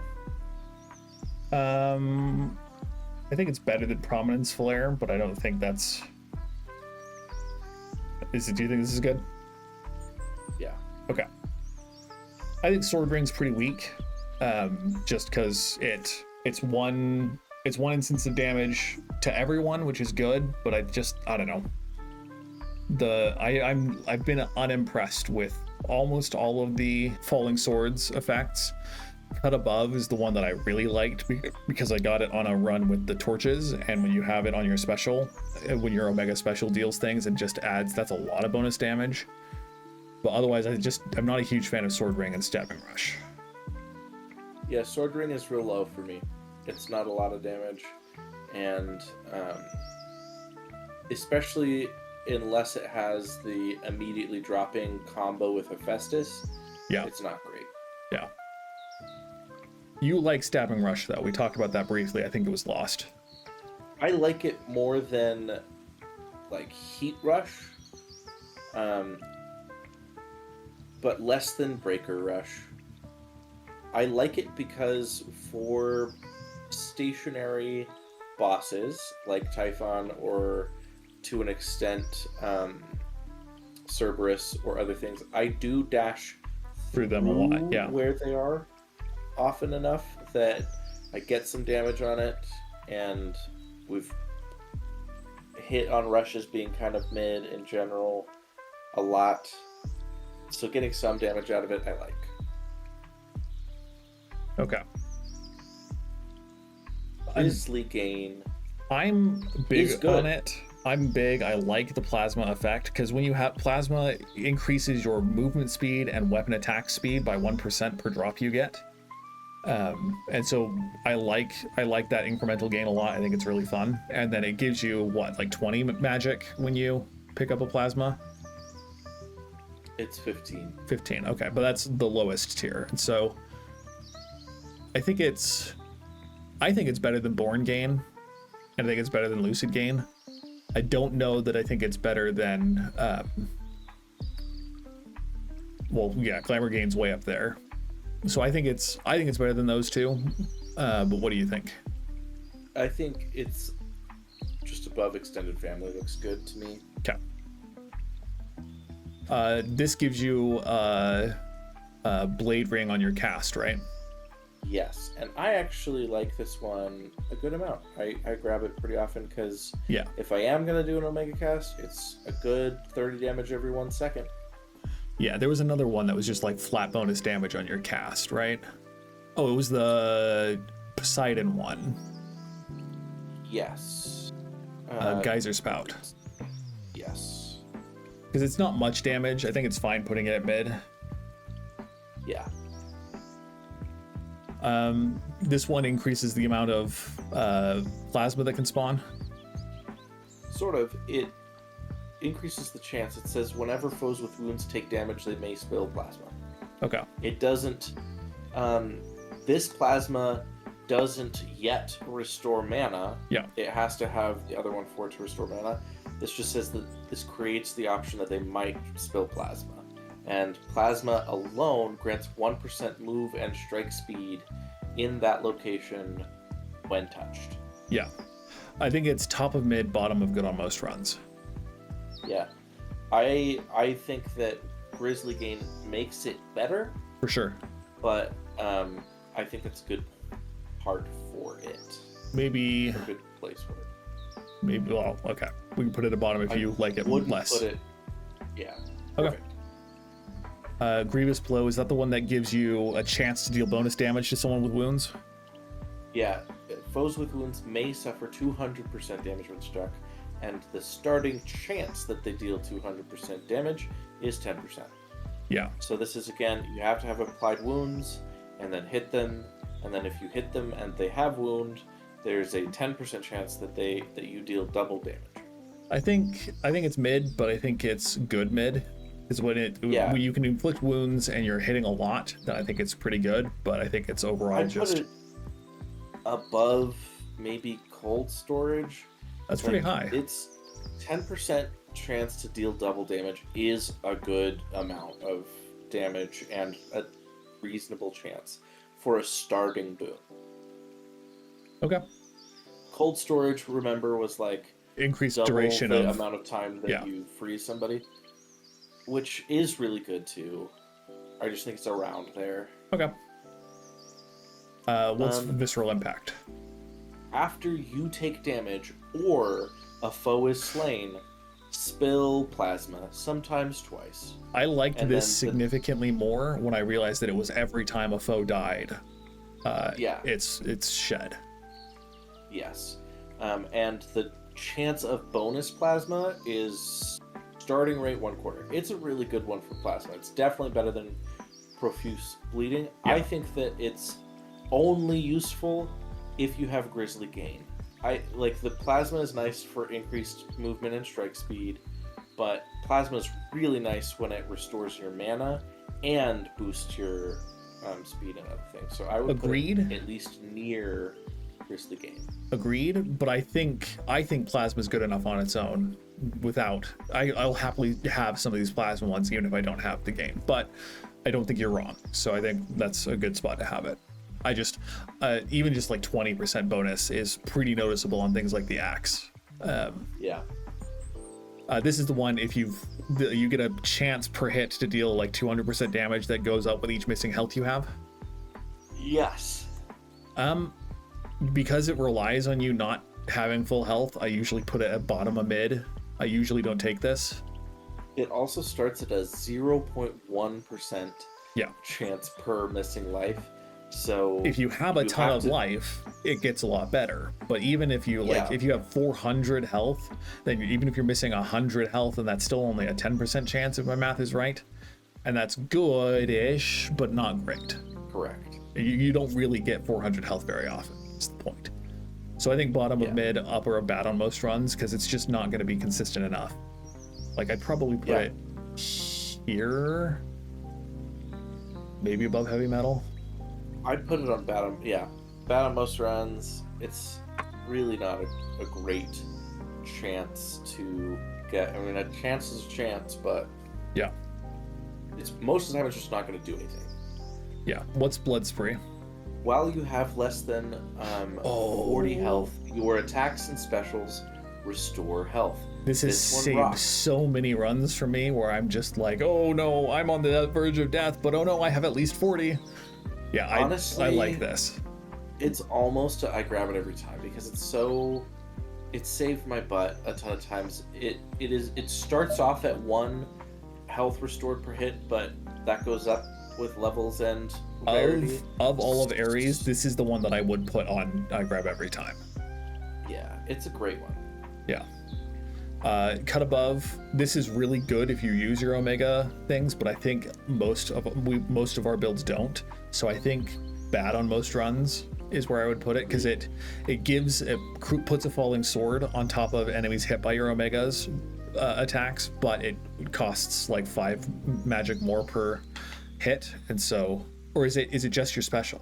It's your moves cause a falling blade to appear over each foe struck, but use +5 magic. Okay, so it's all. I thought all it was of your Omega moves. Yeah, so I think it's better than Mutual Destruction because the damage is going to be more consistent. But in general, if you're not using Omega moves, it's not going to help that much.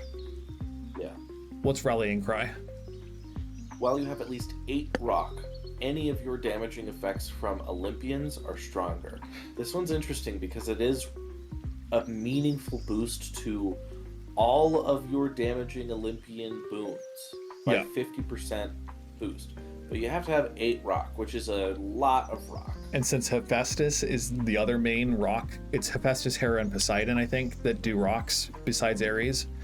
And Hephaestus and Poseidon, we've already, like, I see this when I have 6 rock and I never have the chance to get more. I would say it's probably bad on most runs because the requirement is so high.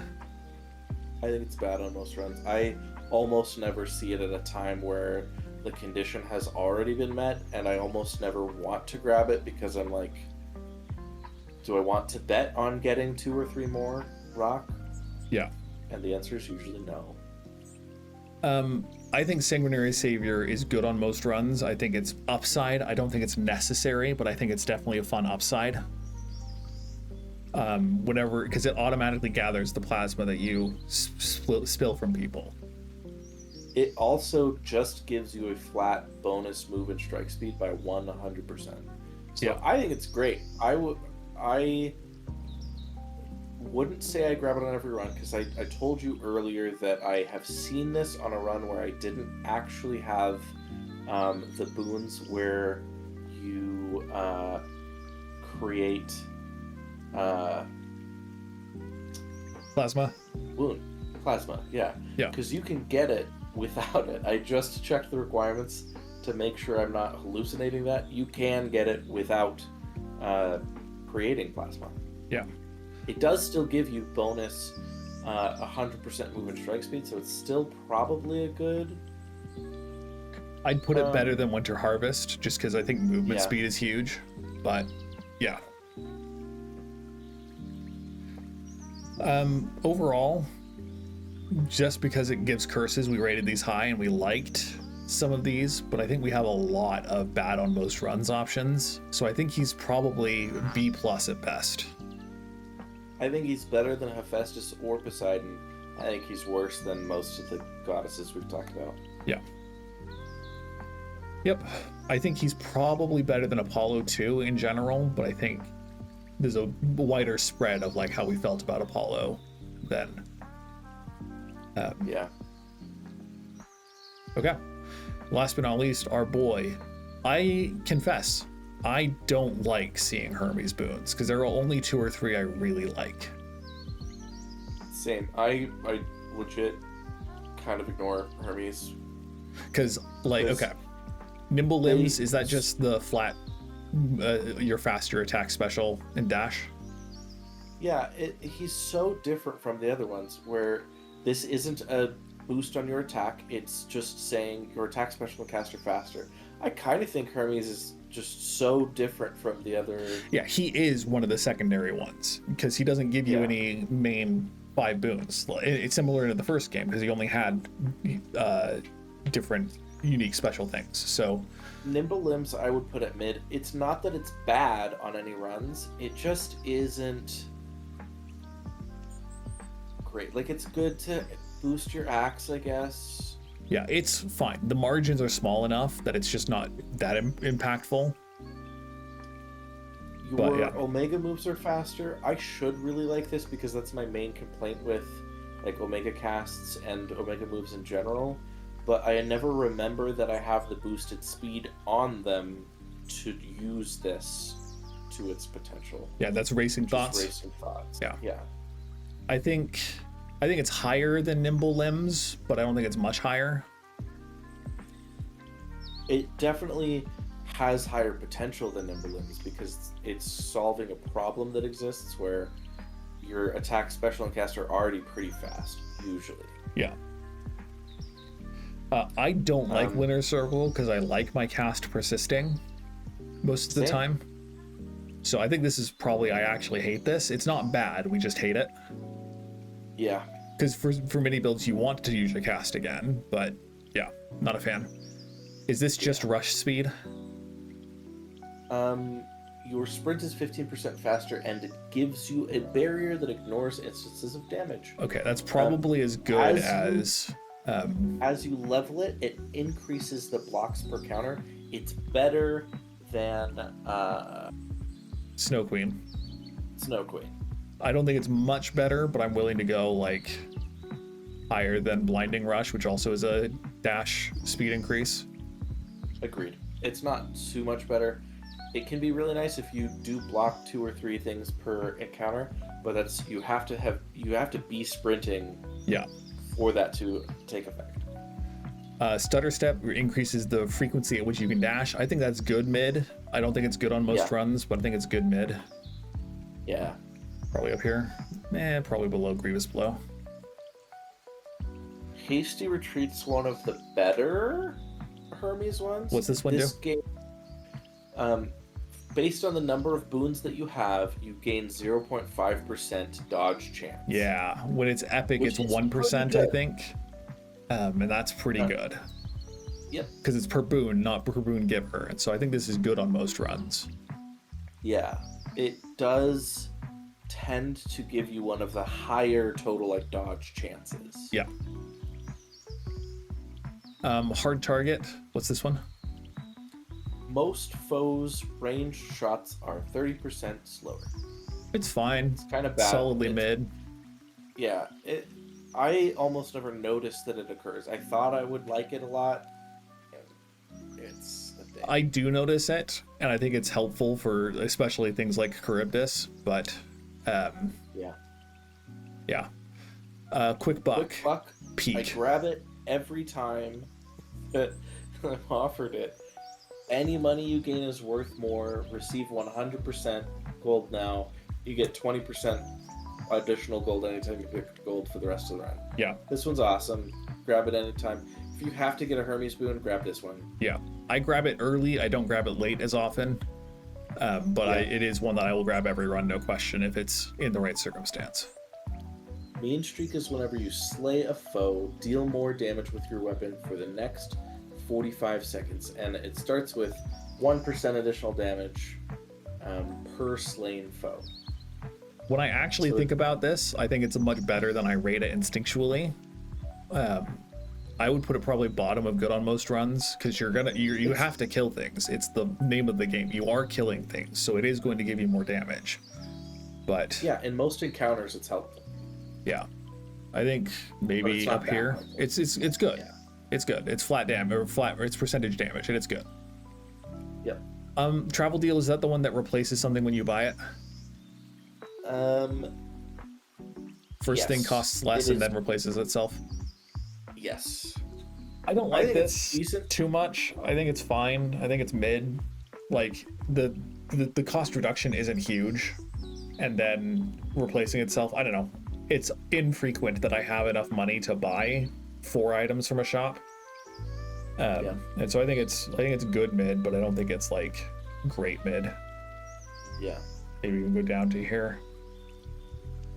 Success rate increases your chance-based effects other than dodge or daze. Other than the ones that matter. Yeah, literally other than the ones that matter. It will increase every other percent chance by 30%. So this one is fun to combo with like Sea Star. Yeah.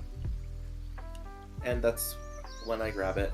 I think it's bad on most runs. It's good to combo with Sea Star, but I think it's just bad because most of the chance-based things are either such a small chance that I think it's Sea Star's not even necessarily good on most runs. It is fun. Yeah, we stan it, Yeah. but it's not necessarily that it's good.